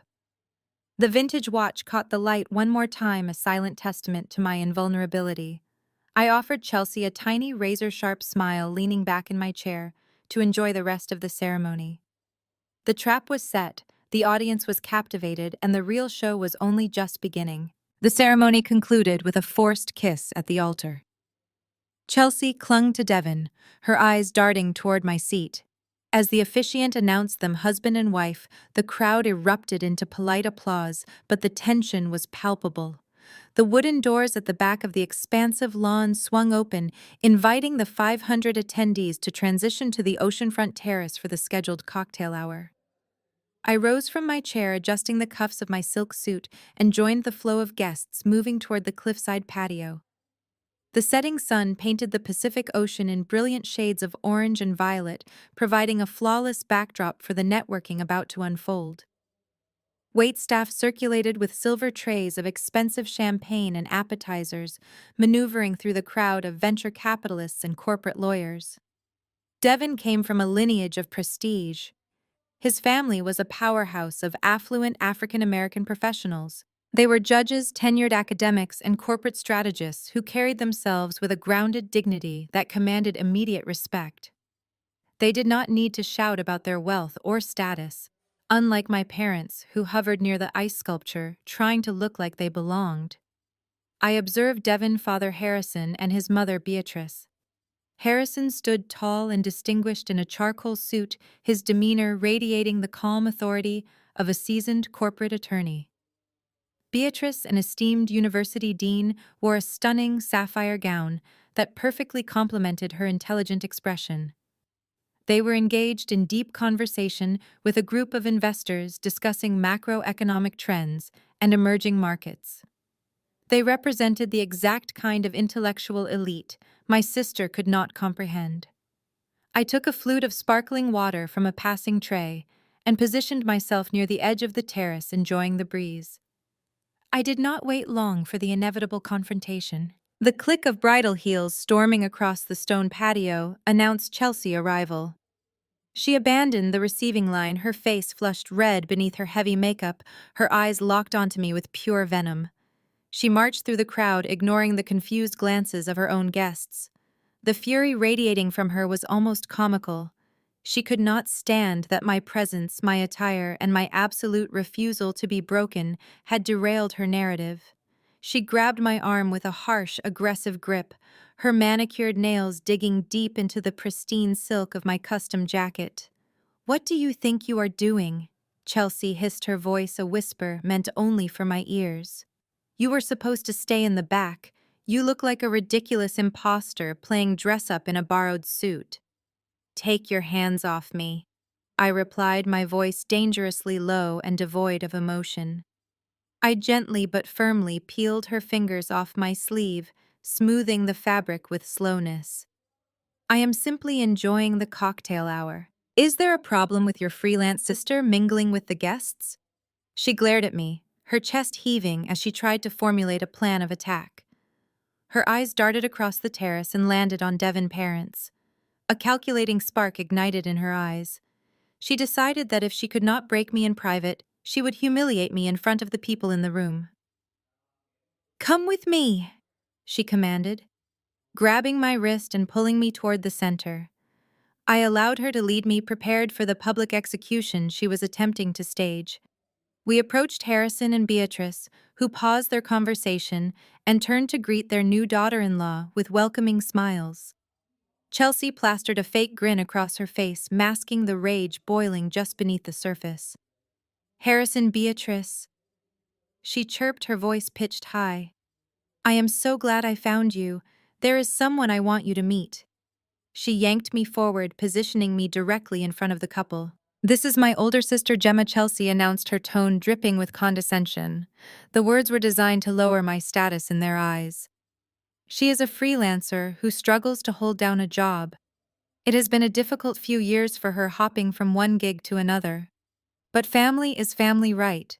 We try to help her when we can, to make sure she stays on her feet." The insult was crafted to paint me as a pathetic charity case, burdening her perfect wealthy existence. Chelsea looked at me, her eyes gleaming with malice, waiting for the shame to wash over my face. She expected me to flush, to stammer, and to look down at my shoes in mortification. She wanted Devon's successful parents to pity me, to view me as the black sheep of the Frost family. Instead, I gave her absolutely nothing. I did not defend my career. I did not launch into a heated argument about the corporate empire I actually controlled. I simply let her words hang in the coastal air, exposing the ugliness of her character to the very people she was trying to impress today. I turned my attention entirely away from my seething sister. I looked directly at Harrison and Beatrice, my posture immaculate, my facial expression projecting a serene, confident grace. I offered them a warm, genuine smile, ignoring the desperate, ridiculous bait Chelsea had thrown at my feet. "It is a true pleasure to meet you both," I said, my voice smooth and perfectly modulated. "Your son is a remarkable, intelligent man, and he speaks of you with great admiration and profound respect." Harrison and Beatrice blinked, taken completely aback by this unexpected greeting. They were intelligent people who spent their entire lives analyzing human behavior. They noticed the jarring disconnect between the struggling freelancer Chelsea described and the radiant woman standing before them in a custom silk suit and a vintage luxury timepiece. They saw the grace in my silence and the ugly insecurity in Chelsea's introduction. The trap my sister set was closing tightly around her own ankles today. Harrison Washington adjusted his silver tie. His sharp legal mind was working to reconcile the conflicting data points. He looked at Chelsea, then back to me, taking in the impeccable cut of my silk suit and the quiet confidence in my posture. "Thank you, Gemma." "Harrison," said his voice, a rich, resonant baritone. "Devon has spoken highly of his new extended family, though he failed to mention you were in the freelance sector. The market has been incredibly volatile lately for independent contractors, especially with the recent contraction in the tech sector.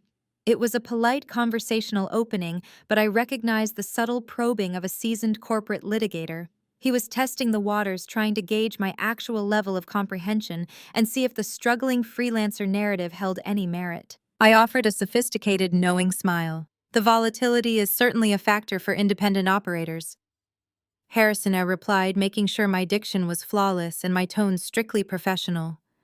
"However, the recent shift in the tech market is less about contraction and more about a brutal, necessary correction in venture capital valuations. We are seeing a massive flight to quality right now.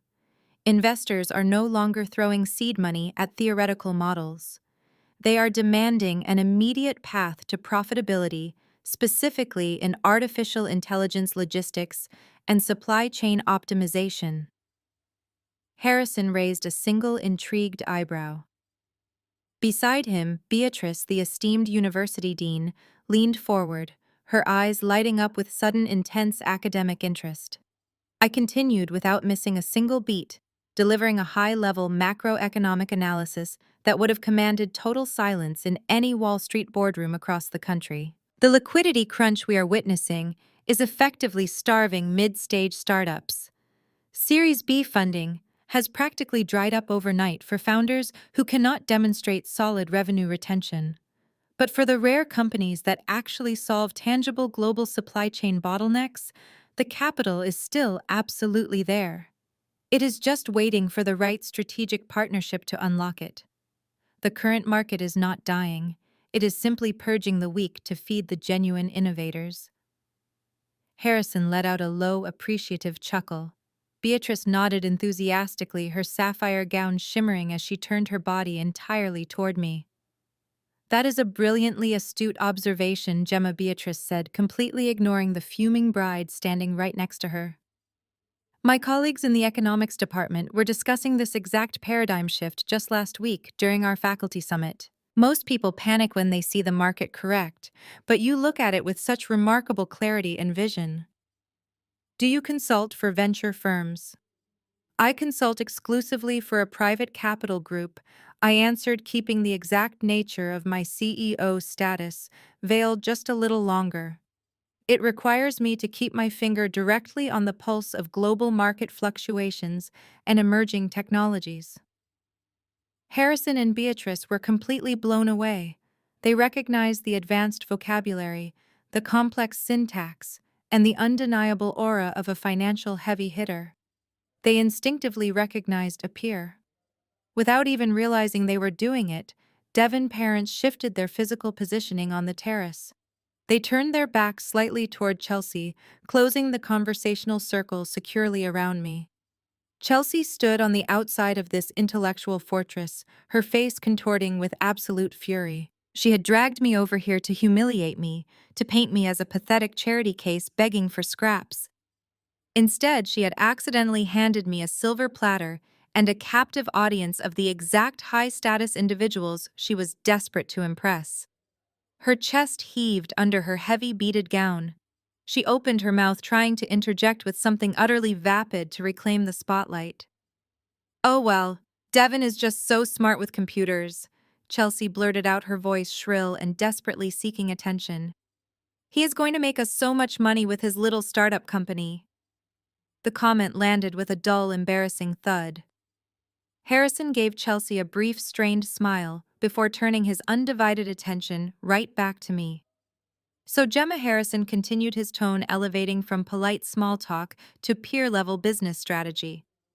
"What is your take on the regulatory hurdles facing these artificial intelligence platforms in the European markets right now?" I launched into a detailed breakdown of international data privacy laws and their impact on venture scaling.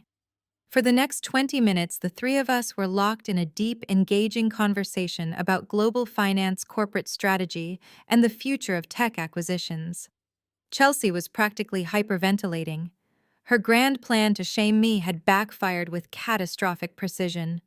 She was completely isolated at her own wedding reception, standing awkwardly, while her new in-laws treated her supposedly worthless sister like a visiting dignitary. Desperate Chelsea shot a frantic, panicked glare across the terrace. Brenda, who had been hovering near the ice sculpture like a hawk, saw her golden child drowning and immediately swooped in to run interference. Brenda marched across the stone patio, her heels clicking aggressively against the pavement. She plastered on a wide, fake smile and wedged herself into our tight conversational circle, physically bumping her shoulder against mine. Harrison, Beatrice, Brenda chirped loudly, attempting to shatter the intellectual atmosphere. "I am so sorry to interrupt, but the photographer is demanding we gather the immediate family for the sunset portraits right now. We simply must steal you away." Chelsea is just dying to get some lovely shots with her new parents. Brenda reached out, attempting to pull Beatrice away from me. Beatrice possessed an elegant refusal to be manhandled. She politely stepped back, extracting her arm from Brenda. "Oh, Brenda, we have plenty of time before sunset." Beatrice replied, her tone courteous but lined with steel. "Harrison and I are having a fascinating conversation with Gemma. We will join you in 10 minutes. Do not wait up." Brenda froze. Chelsea wanted to scream. I took a slow sip of sparkling water, silently watching their toxic manipulation crumble entirely. I excused myself from Harrison and Beatrice, leaving them with a polite promise to continue our discussion inside. I needed to circulate and monitor the board. Gliding away from the terrace edge, I spotted Devon near the mahogany outdoor bar. The golden hour lighting highlighted the deep exhaustion carving into his face. He paced a tight circle, his phone gripped so hard his knuckles turned pale. His best man, Elijah, stood next to him, holding 2 bourbon glasses, looking deeply concerned. I hid behind a white orchid pillar, close enough to hear their conversation over the ambient music but entirely obscured from sight. Devon dragged a hand down his face, letting out a frustrated exhale. "I am completely out of time," Devon said, his voice tight with panic. "The loan fell through. Without the final Apex Capital signature tonight, my entire company enters receivership Monday. The board will liquidate everything we built." Elijah handed him a glass of bourbon. "Have you tried calling the firm again?" "I have tried every secure channel," Devon replied, taking a fast, aggressive sip of the amber liquid. "Their executive team went completely dark at noon, but my chief operating officer got a leaked manifest from the Private Aviation Authority. The lead investor, the founder of Apex Capital, is literally somewhere at this reception. G. Frost is on this property right now. I just need 5 minutes face-to-face to secure the physical signature on these documents, or my entire life work is dead." I watched as Chelsea stomped over from the opposite side of the patio, her heavy beaded gown swishing aggressively against the stone tiles. She marched straight toward the bar to demand a fresh glass of champagne, but froze just a few feet behind her groom. She had clearly caught the tail end of his frantic confession. I could practically see the greedy gears turning inside her head. She heard the words $50 million and impending bankruptcy, and her eyes widened in pure terror. A bankrupt husband meant an immediate end to her fabricated high society existence. She would be utterly ruined, humiliated in front of the very people she was desperately trying to impress today. But then her expression shifted from panic to extreme predatory calculation. She heard Devon mention the elusive billionaire investor G. Frost.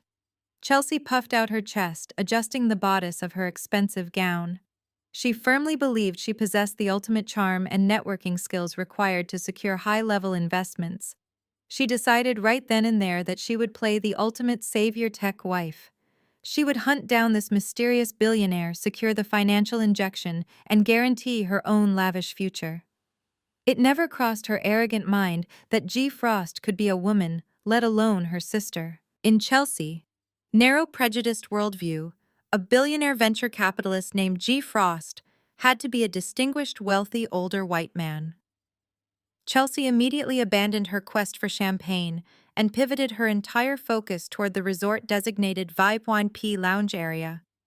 The velvet-roped section was visible through the open French doors leading into the main ballroom. It was currently occupied by a handful of senior corporate partners and older affluent family friends, enjoying top-shelf cigars and exclusive reserves. Chelsea fixed a predatory, desperate smile onto her face and launched herself directly toward them, like a heat-seeking missile locking onto the wrong target entirely.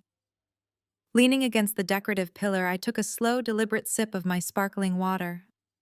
I watched my sister make an absolute fool of herself in real time. She bypassed the standard networking protocols and aggressively cornered a group of elderly retired maritime lawyers who were simply trying to enjoy their drinks in peace. Chelsea shoved into their tight circle, laughing too loudly at comments she did not understand and touching the arms of men old enough to be her grandfather. I could see them physically recoiling from her heavy perfume and desperate chaotic energy. "Are any of you gentlemen in venture capital Chelsea?" chirped her shrill voice carrying across the terrace. "I am looking for a very special friend of my husband. A Mr. Frost, perhaps. Do any of you know a Mr. Frost?" The men exchanged uncomfortable glances, politely shaking their heads and trying to edge away. Chelsea refused to take the hint. She intercepted another passing group of older executives, this time spilling a splash of red wine onto a guest jacket in her reckless haste to interrogate them about their investment portfolios. She was a walking disaster, a desperate social climber thrashing blindly in waters far too deep for her to navigate. She looked incredibly cheap, aggressively pitching herself to anyone wearing a Rolex and gray hair. It was the exact kind of humiliating display she had accused me of attempting. I lowered my glass and glanced down at the emerald silk cuff of my custom suit, pulling it back slightly to check the time on my vintage Patek Philippe. The sunlight caught the polished mechanics of the watch dial. The timing was absolutely flawless. Inside the velvet-roped VIP lounge, sitting quietly in a high-backed leather wing chair, was a very distinguished silver-haired man in a bespoke charcoal suit. He was currently reviewing a stack of acquisition paperwork and enjoying a glass of 20-year-old scotch. He was actually my chief financial officer. He had arrived an hour ago under my direct orders to serve as the ultimate visual decoy. Chelsea's frantic gaze was actively scanning the room, drawing closer and closer to his position. She desperately wanted a wealthy, older man reviewing confidential financial documents, and I gladly provided the absolute perfect bait for her. I let a cold and highly satisfied smile touch the very corners of my mouth as I watched her approach him. The trap was perfectly set, and my arrogant sister was willingly running headfirst into the inevitable corporate slaughter I had so carefully prepared for her today. The sharp chime of crystal glasses signaled the end of the cocktail hour. The towering mahogany doors leading from the stone terrace into the main building slowly swung outward, revealing the absolute pinnacle of wedding excess. The grand ballroom was a breathtaking display of financial hemorrhage. Devon's family had undoubtedly funded this masterpiece, but my parents and Chelsea strutted through the archways, acting as though they had personally laid every single brick. The setup alone easily cost $300,000. Floor-to-ceiling floral installations crafted entirely from imported white roses climbed the walls like living architecture. Hundreds of floating candles reflected off the polished marble floors, casting a warm, romantic glow over the 50 massive circular tables. A 10-piece live orchestra played from a raised dais, setting an opulent cinematic tone for the evening reception. The sheer volume of wealth poured into this single room was staggering. I walked through the heavy wooden doors with the rest of the high society crowd, my emerald silk suit moving with effortless, liquid grace. I did not rush. I took my time absorbing the visual impact of the space, calculating the raw asset value of the lighting fixtures and the custom drapery. This was no longer just a wedding venue to me. This entire building was my latest corporate acquisition, and assessing the property was second nature. As the crowd filtered into the ballroom, they instinctively gravitated toward the glowing digital seating chart displayed on massive screens near the entrance. I joined the periphery of the group, my eyes scanning the alphabetized list of 500 attendees. I quickly located the Frost family assignments. Richard, Brenda, and Chelsea were naturally placed at the most prominent head tables elevated above the crowd to bask in their fabricated glory. I kept scrolling down the list, tracing my own name. Gemma Frost. Table 99. I looked across the vast expanse of the ballroom to locate my designated spot. It was positioned at the absolute furthest edge of the room, tucked into a dark, drafty corner, directly adjacent to the main swinging kitchen doors. It was the table where the waitstaff would scrape dirty plates, where the busboys would shout orders, and where the air conditioning vents blasted freezing air. It was a calculated, miserable insult. Brenda and Richard were already seated at the front, turning their heads slightly to watch my reaction. They wanted to see me take the long, humiliating walk of shame to the very back of the room, entirely isolated from the wealthy network Devon had provided. They expected me to lower my head, accept my punishment as the family failure, and disappear into the shadows behind the catering stations. I did not lower my head.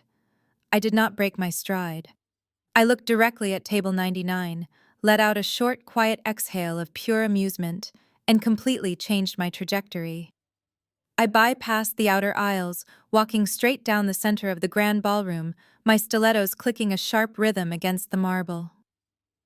I ignored the confused glares of my parents and marched directly toward the elevated, velvet-roped VIP lounge. This exclusive section was raised slightly above the main floor, bordered by thick crimson ropes and flanked by two massive security guards. It was strictly reserved for elite investors, high-level corporate partners, and the absolute upper echelon of Devon's professional network. It was the one place in the room where Chelsea's desperate social climbing could not easily penetrate without an explicit invitation.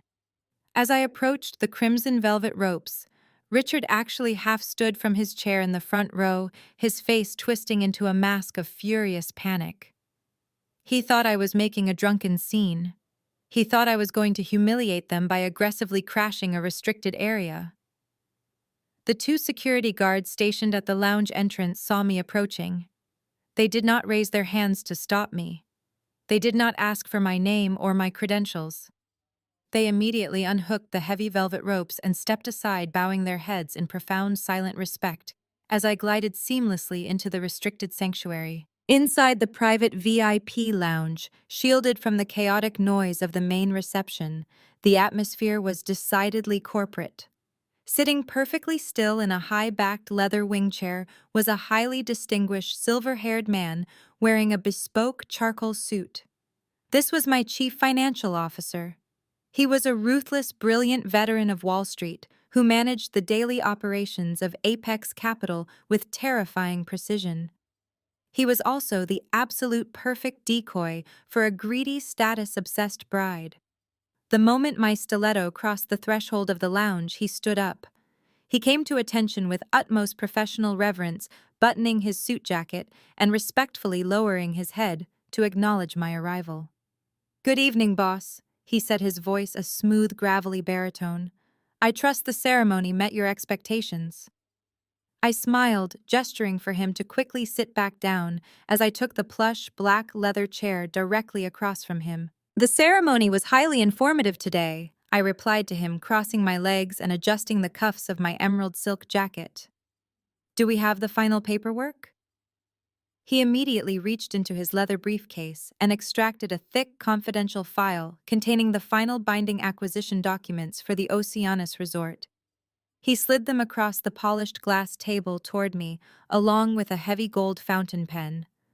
We leaned in close, our heads bowed together as we quickly began discussing the intricate legal clauses and financial structures of the resort buyout in hushed, serious tones. We looked exactly like two high-powered billionaires executing a massive corporate takeover behind closed doors. And through the sheer glass panels of the VIP lounge, I could see Chelsea frantically pushing her way through the crowded ballroom, her eyes locked directly onto us, completely convinced she had just found the elusive savior of her husband's dying company. I reviewed the final clause of the acquisition contract with a profound sense of satisfaction. My chief financial officer pointed out a highly favorable tax provision he had successfully negotiated into the margins. I picked up the heavy gold fountain pen and signed my name with a fluid sweeping motion, officially transferring ownership of the Oceanus Resort into my vast, continuously expanding corporate portfolio. We had done it. To celebrate the flawless execution of this $30 million hostile takeover, he signaled a passing bartender to bring us 2 glasses of the resort's most exclusive vintage champagne. We raised our crystal flutes, gently clinking the fragile rims together in a quiet, victorious toast. I allowed myself a genuine, completely unrestrained laugh. It was a moment of pure corporate triumph, shared between two apex predators who had just successfully conquered a massive piece of prime coastal real estate. From the other side of the transparent glass panels, separating the velvet-roped lounge from the chaotic ballroom, that innocent, victorious laugh painted an entirely different picture to a highly intoxicated, deeply insecure bride. Chelsea had consumed far too much champagne during the cocktail hour. Her usual polished, camera-ready posture had completely deteriorated into a sloppy, aggressive stance. She was swaying slightly on her designer heels, clutching a half-empty flute in her right hand. Her eyes were bloodshot and manic, frantically scanning the crowd for the elusive billionaire investor who held the key to her husband's startup, and by extension, her own fabricated high society future. When her desperate, clouded gaze finally locked onto the VIP lounge, her brain simply could not process the reality of the situation. Chelsea saw me, the older sister she had condemned to the basement, sitting comfortably in the most restricted area of the venue. She saw the deep emerald silk of my custom suit catching the ambient light. And most importantly, she saw the distinguished silver-haired man sitting across from me. Her deeply narcissistic, heavily intoxicated brain immediately and completely misconstrued the entire scene. In her twisted, prejudiced worldview, a woman like me could never secure a seat in a VIP lounge through merit or wealth. To Chelsea, there was only one logical explanation. She assumed I had sneaked past security to aggressively seduce a wealthy older guest. She projected her own incredibly shallow and highly transactional nature directly onto me. She genuinely believed I was trying to gold dig my way out of the poverty she had assigned to me. Because she had overheard Devon frantically searching for an older, wealthy investor named G. Frost. Chelsea's intoxicated mind jumped to a catastrophic conclusion. She convinced herself that the silver-haired man I was laughing with was the elusive billionaire savior. She truly believed that her pathetic, desperate older sister was actively trying to seduce and steal the very investor she needed to secure her lavish lifestyle. The sheer, unbelievable audacity of her own fabricated narrative sent her into a blinding, irrational rage. I watched through the glass as Chelsea's face morphed from panicked desperation to absolute venomous fury. Her cheeks flushed an angry, mottled crimson beneath her heavy bridal makeup. She slammed her champagne flute onto a passing waiter's tray with such force the glass nearly shattered. She gripped the heavy beaded fabric of her massive wedding gown in both hands, hoisting the skirts up to her ankles so she could move faster. She did not care about the terrible optics. She did not care about the 500 elite guests watching her lose her mind. She was a woman possessed by pure, unadulterated jealousy and greed. Chelsea began to storm across the expansive marble floor of the grand ballroom. She shoved past groups of venture capitalists and corporate lawyers, ignoring their startled gasps and annoyed murmurs. She marched with the heavy, aggressive stomping of a toddler throwing a tantrum, her eyes fixed entirely on me. Her lips were curled back in a vicious snarl, muttering angry curses under her breath as she closed the distance between the main dining area and the elevated VIP lounge. My parents were seated at the prominent head table when they noticed the disruption. Brenda had been busy bragging to a group of Devon's relatives about her imaginary philanthropic endeavors when she saw her golden child tearing through the crowd like a rabid animal. Richard immediately stood up, his brow deeply furrowed in absolute confusion. They tracked Chelsea's aggressive, chaotic warpath directly to the glass panels of the VIP section. When Brenda saw me sitting inside sipping vintage champagne with a distinguished gentleman, her expression mirrored Chelsea's toxic delusion perfectly. Brenda and Richard immediately abandoned their guests and hurried after their youngest daughter. They could clearly see that Chelsea was about to cause a massive, highly public scene. A normal, loving parent would have intervened immediately to calm the bride down, to prevent her from ruining her own expensive reception. But Richard and Brenda were not normal parents. They were enablers who thrived on my humiliation. They followed closely behind Chelsea, their steps quickening with eager anticipation. They genuinely wanted to see me dragged out of the VIP lounge by security. They were practically salivating at the thought of watching Chelsea put me in my place in front of Devon's affluent network. I remained perfectly seated in my plush leather chair, resting my champagne flute elegantly on the polished glass table. My chief financial officer immediately noticed the hostile incoming party and slightly shifted his posture, ready to call for resort security. I raised a single commanding finger, silently instructing him to stand down and let the drama unfold. The trap I had meticulously built over the past 3 days was now fully sprung. Chelsea was sprinting blindly toward the jaws of absolute destruction, dragging our toxic parents right along with her. I took a slow, calming breath, preparing myself for the violent collision that was about to shatter their entire universe into a million irreparable pieces. Chelsea reached the thick crimson velvet ropes bordering the VIP lounge, her chest heaving with intoxicated rage. The two massive security guards immediately stepped forward, crossing their muscular arms to block her chaotic path. They were highly trained professionals, employed directly by my corporate security firm, and they had strict orders to keep unauthorized personnel out of the designated investor sanctuary. Chelsea shoved her manicured hands against the chest of the nearest guard, demanding entry with a slurred, aggressive command. The guard did not budge a single inch. He looked down at the furious bride with a blank, unyielding expression, ready to physically escort her back to the main dining floor.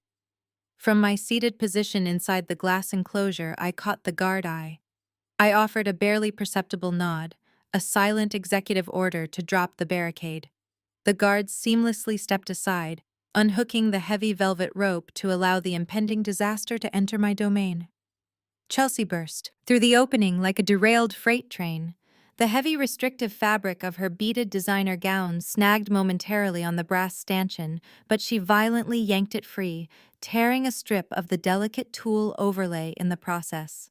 She marched directly toward the polished glass table where I was seated with my chief financial officer. Up close, the deterioration of her bridal facade was even more glaring. Her elaborate updo was unraveling strands of hair plastered to her sweaty forehead. Her breath reeked of cheap champagne and misplaced arrogance. She stood towering over my leather wing chair, trembling with a dark, consuming jealousy. "What exactly do you think you are doing?" Chelsea hissed, her voice vibrating with a toxic, desperate energy. I did not dignify her question. With an answer, I simply maintained my relaxed posture, looking up at her with a calm, analytical detachment. I reached out and gracefully picked up my crystal flute of vintage champagne, intending to take a slow, unbothered sip. The absolute tranquility of my movement pushed her fragile, intoxicated mind completely over the edge. Chelsea lunged forward with a sudden, violent swipe of her arm. Her heavy diamond ring caught the edge of my crystal flute. She viciously knocked the glass directly out of my hand. The delicate crystal flew through the air and smashed violently against the polished marble floor of the lounge. The sharp, explosive shatter of breaking glass cut through the ambient noise of the grand ballroom like a gunshot. The sparkling wine splashed across the toes of my black stiletto heels. The violent sound was so jarring that the conductor of the 10-piece live orchestra immediately signaled the musicians to stop playing. The sweeping romantic symphony ground to a sudden, awkward halt. Without the music to mask the commotion, a suffocating silence rapidly descended upon the massive reception hall. 500 elite guests ceased their networking, lowering their forks and turning their heads toward the elevated VIP section. The entire room became a captive, breathless audience to my sister. Unhinged meltdown. "You disgusting parasite!" Chelsea screamed at the absolute top of her lungs. Her shrill voice echoed off the vaulted ceilings and bounced against the floral installations, ensuring that every single corporate lawyer, venture capitalist, and family member heard her venomous tirade. "You are nothing but a pathetic, freeloading spinster. You could not trap a man to save your life, so you slither into my wedding to hit on my husband." VIP guests.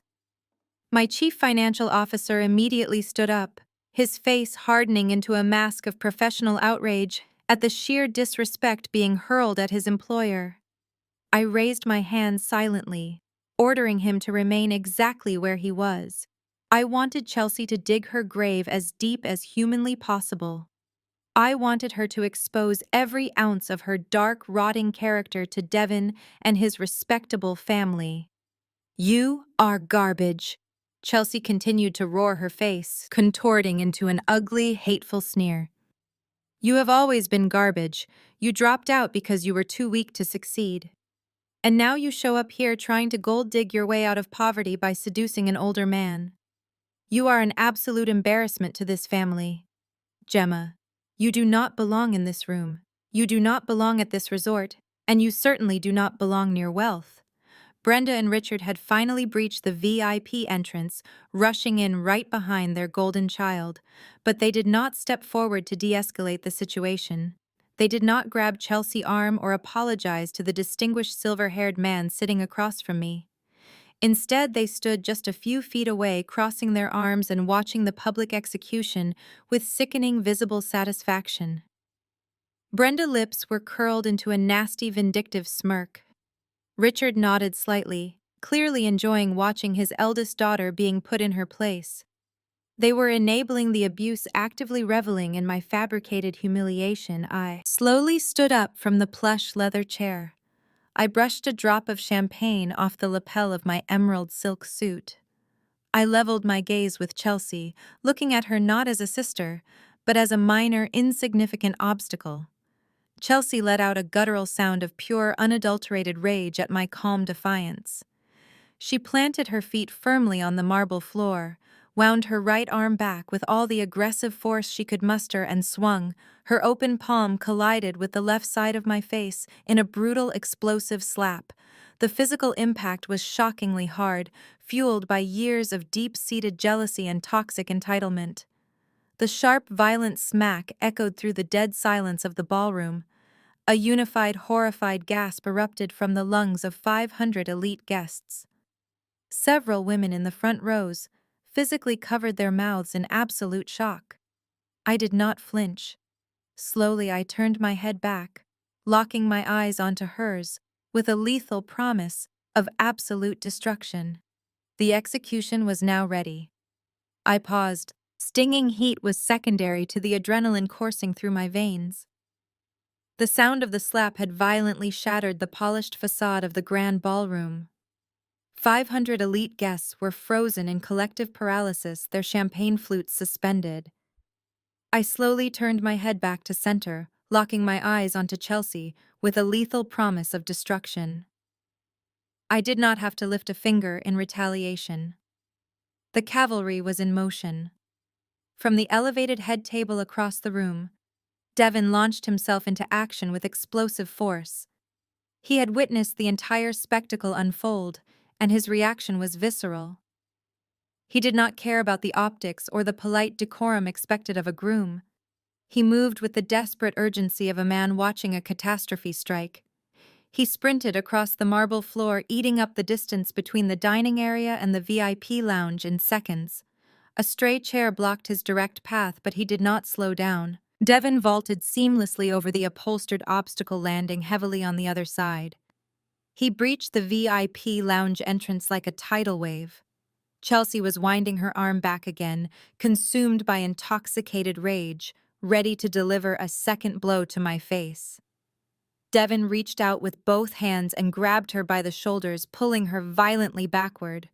He dragged her away, putting his own solid frame directly between his new wife and the woman she was actively assaulting. His chest heaved with exertion, his dark eyes wide with utter disbelief at the scene he was stepping into.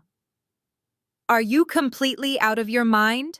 Devon roared, his voice shaking the crystal chandeliers above our heads. He released her shoulders, stepping back as if he had just touched something deeply contaminated. "What is wrong with you? You just assaulted a guest at our wedding reception in front of my entire professional network."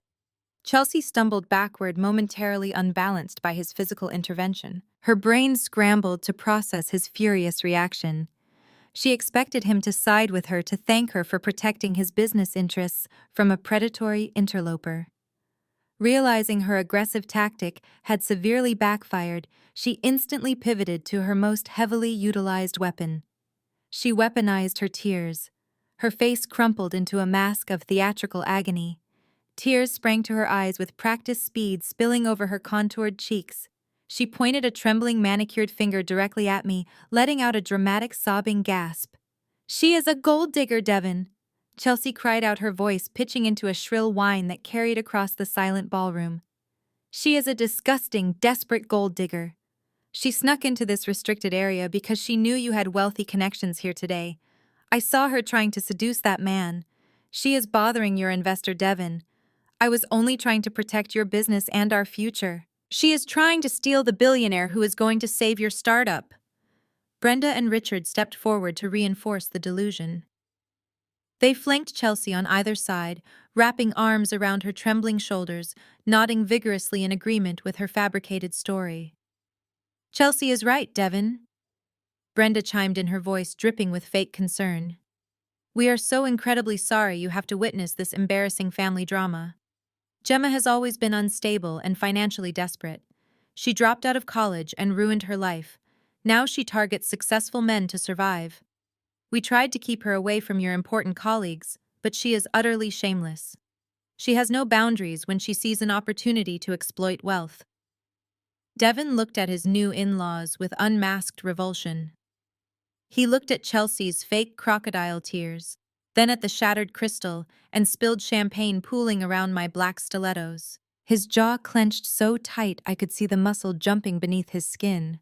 He slowly turned his gaze away from his crying bride and looked directly at the distinguished silver-haired man standing quietly beside my leather wing chair. Devon was a brilliant tech founder. He knew exactly what a venture capitalist looked like. He also recognized that the man standing before him was projecting a very specific type of deference, and that deference was aimed entirely at me. The older gentleman stood perfectly upright, unbothered by the screaming bride and chaotic in-laws. He reached up with steady, practiced hands and adjusted the knot of his bespoke charcoal silk tie. He looked at Chelsea with the cold, assessing glare of a seasoned Wall Street veteran dealing with an unruly intern.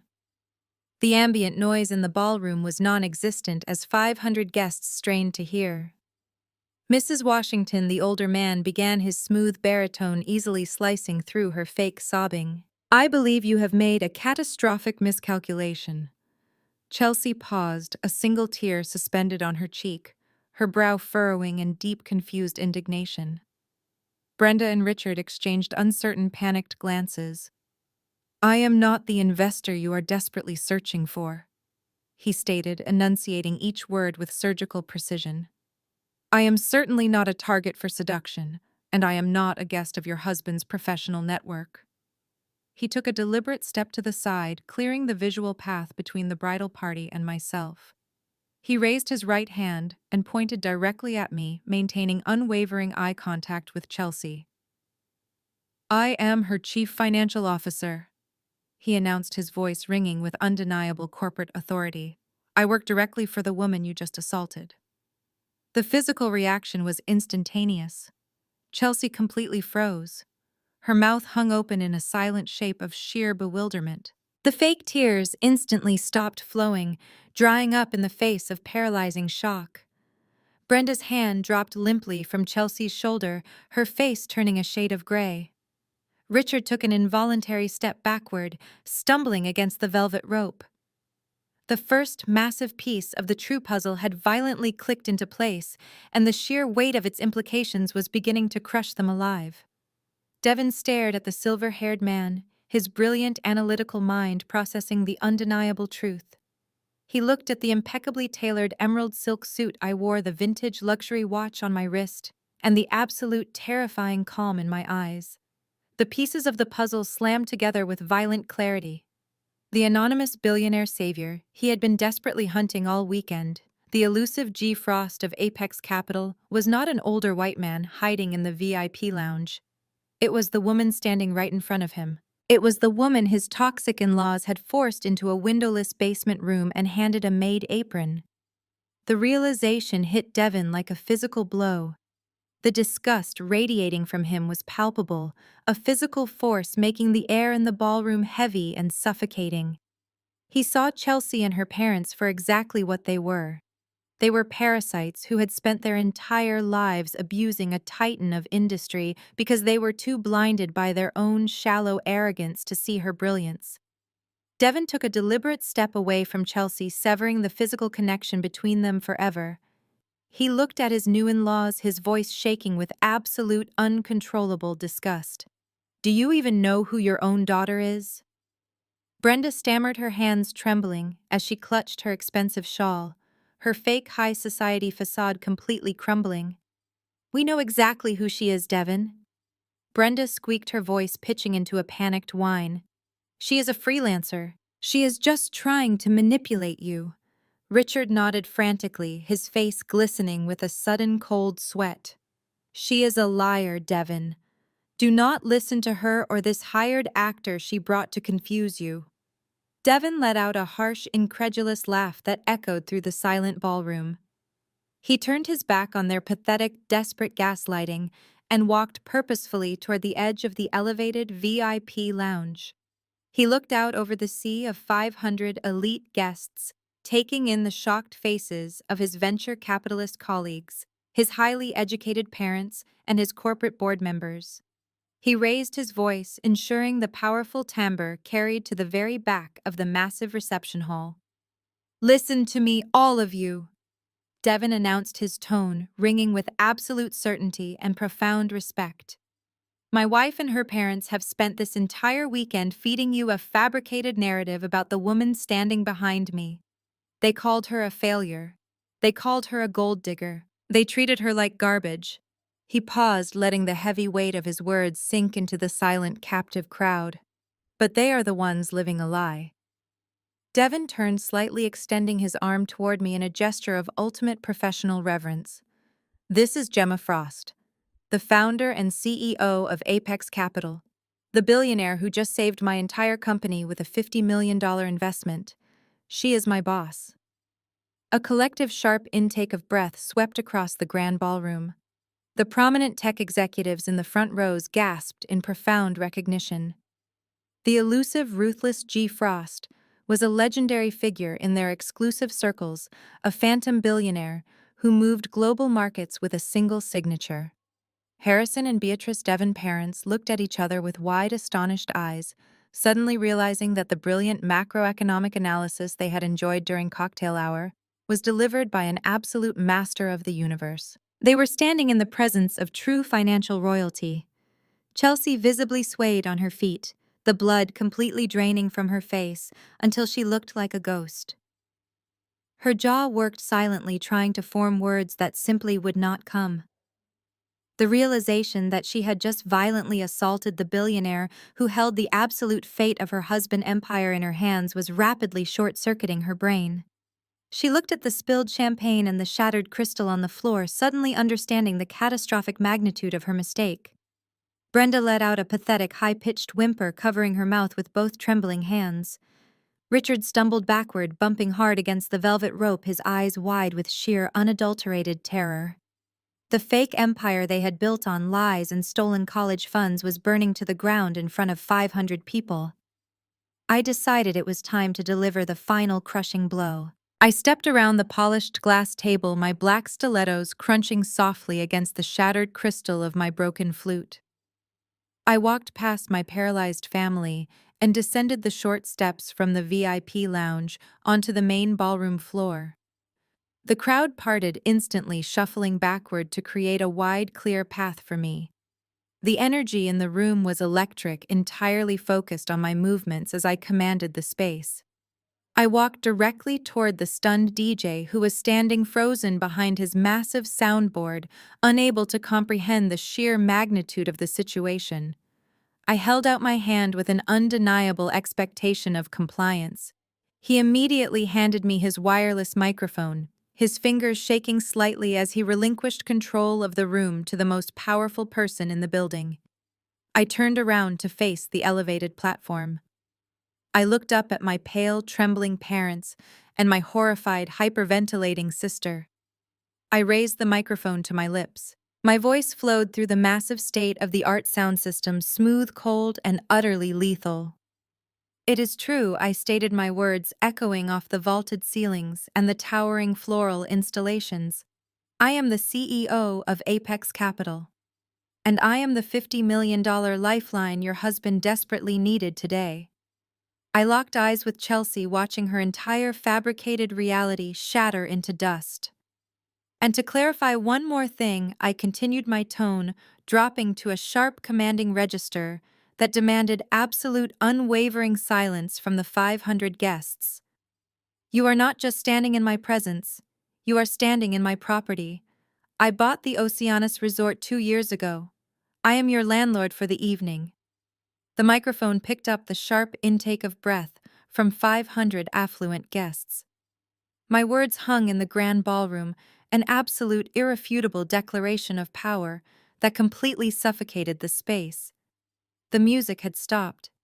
The chatter had died. There was only the raw, undeniable reality that the woman they relegated to a windowless basement room literally owned the ground beneath their feet.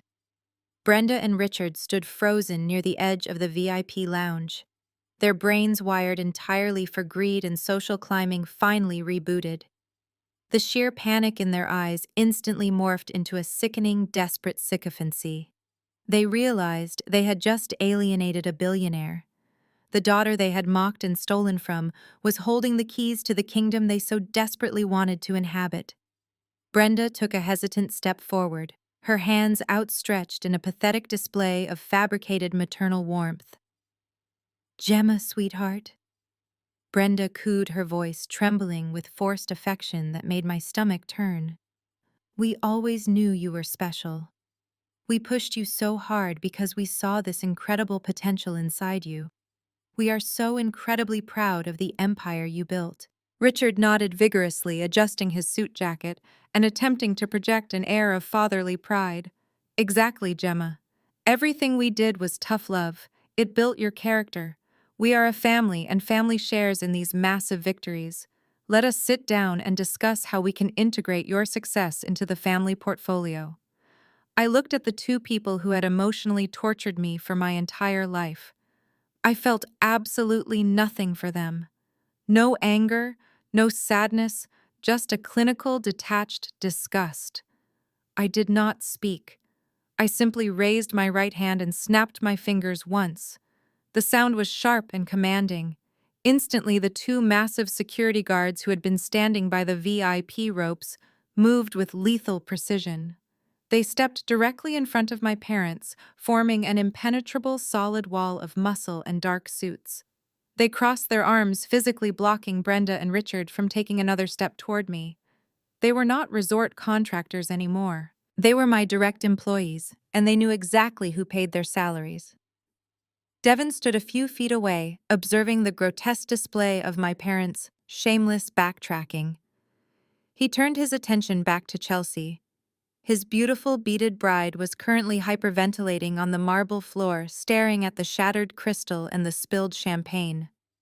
Her heavy makeup was running down her face in dark, ugly streaks.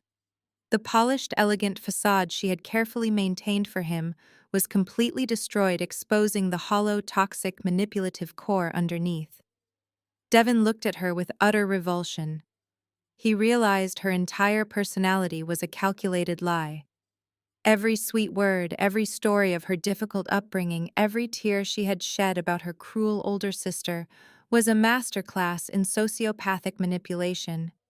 He looked at the woman he had almost bound himself to legally and financially, and he felt nothing but sheer relief that he had dodged a catastrophic bullet. Devon reached up and slowly unpinned the white rose boutonniere from the lapel of his tailored tuxedo. He let it drop to the floor, letting it fall directly into the puddle of spilled champagne near Chelsea designer heels.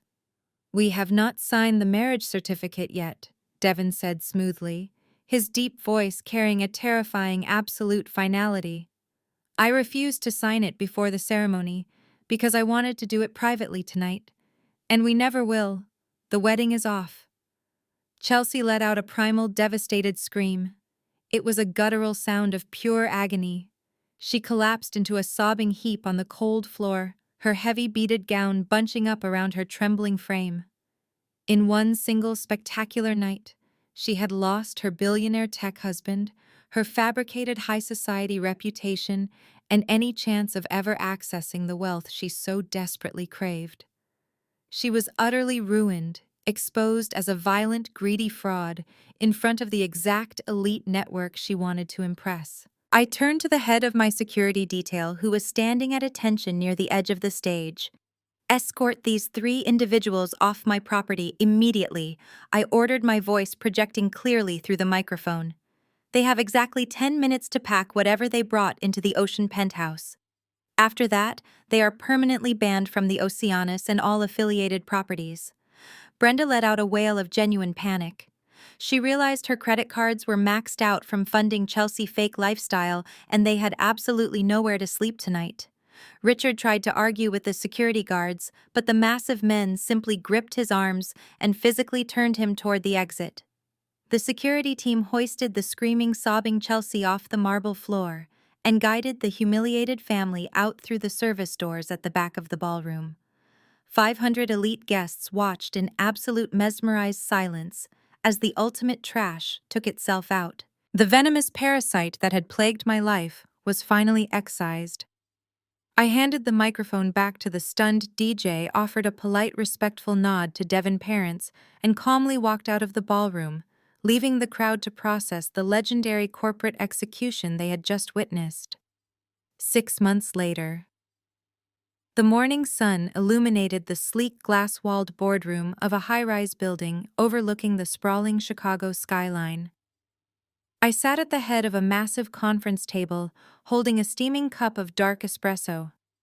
Devon sat directly across from me, looking rested, sharp, and infinitely happier than the stressed groom I had met in Malibu. We were reviewing the phenomenal quarterly profit margins of his artificial intelligence platform. The $50 million capital injection from Apex Capital had allowed him to bypass the hostile takeover completely. His supply chain software was currently dominating the global market, and our corporate partnership was yielding unprecedented returns. We were no longer just investor and founder. We were equal business partners and close friends bound by a profound mutual respect. and the shared experience of surviving a hurricane of toxicity. Devin closed the financial portfolio and smiled, raising his coffee mug in a quiet, victorious toast. We broke all the projections this quarter, Gemma. Thank you for believing in the data. I smiled back, clinking my mug against his. I never bet on bad data, Devin. I only invest in integrity. I turned my chair slightly, looking out the floor-to-ceiling windows at the sprawling city below. My mind briefly flickered back to the cramped, windowless room my family had tried to force me into. I thought about the years of emotional abuse, the stolen college funds, and the relentless attempts to make me feel small. They had tried to break my spirit to serve their own fragile egos. Instead, they had forged a titanium force of nature. I took a slow sip of my espresso, savoring the absolute peace of my reality. Family isn't blood, it's respect. And if they refuse to give you a seat at their table, you buy the whole damn restaurant. Thank you for listening to my story. If you enjoyed watching a toxic family get exactly the karma they deserved, hit that like button and subscribe to the channel for more stories of ultimate revenge and self-made success. Let me know in the comments below how you would have handled Chelsea and her enablers. Until next time, remember to always know your worth and never let anyone else dictate your value. Society often dictates that we must endure toxic behavior simply because it comes from blood relatives. But Gemma's journey shatters this misconception entirely. When her family repeatedly tried to diminish her worth, forced her into a subservient role, and used her as a scapegoat, she did not waste her energy begging for their validation. Instead, she walked away and channeled her pain into building an undeniable empire. The core lesson here is profound. You are not obligated to set yourself on fire to keep a toxic family warm. Another crucial takeaway is the immense strength found in silent strategic execution. Gemma did not need to boast about her billionaire status or prematurely prove her success to people who were committed to misunderstanding her. She let her achievements speak for themselves at the perfect moment. True confidence does not require constant validation from abusers. By focusing entirely on her own professional and personal growth, she permanently removed her family's power over her self-esteem. When the truth finally came to light, it was not just a moment of fleeting revenge. It was a masterclass in holding firm, uncompromising boundaries. Ultimately, the story redefines what family truly means. It is not an unearned biological right, but a privilege built on mutual respect, integrity, and genuine support. Gemma found her true peers in people like Devin and her loyal corporate team individuals who valued her intellect and character over superficial status. We all possess the power to rewrite our own narratives, walk away from environments designed to break us, and carefully choose who gets a seat at our table.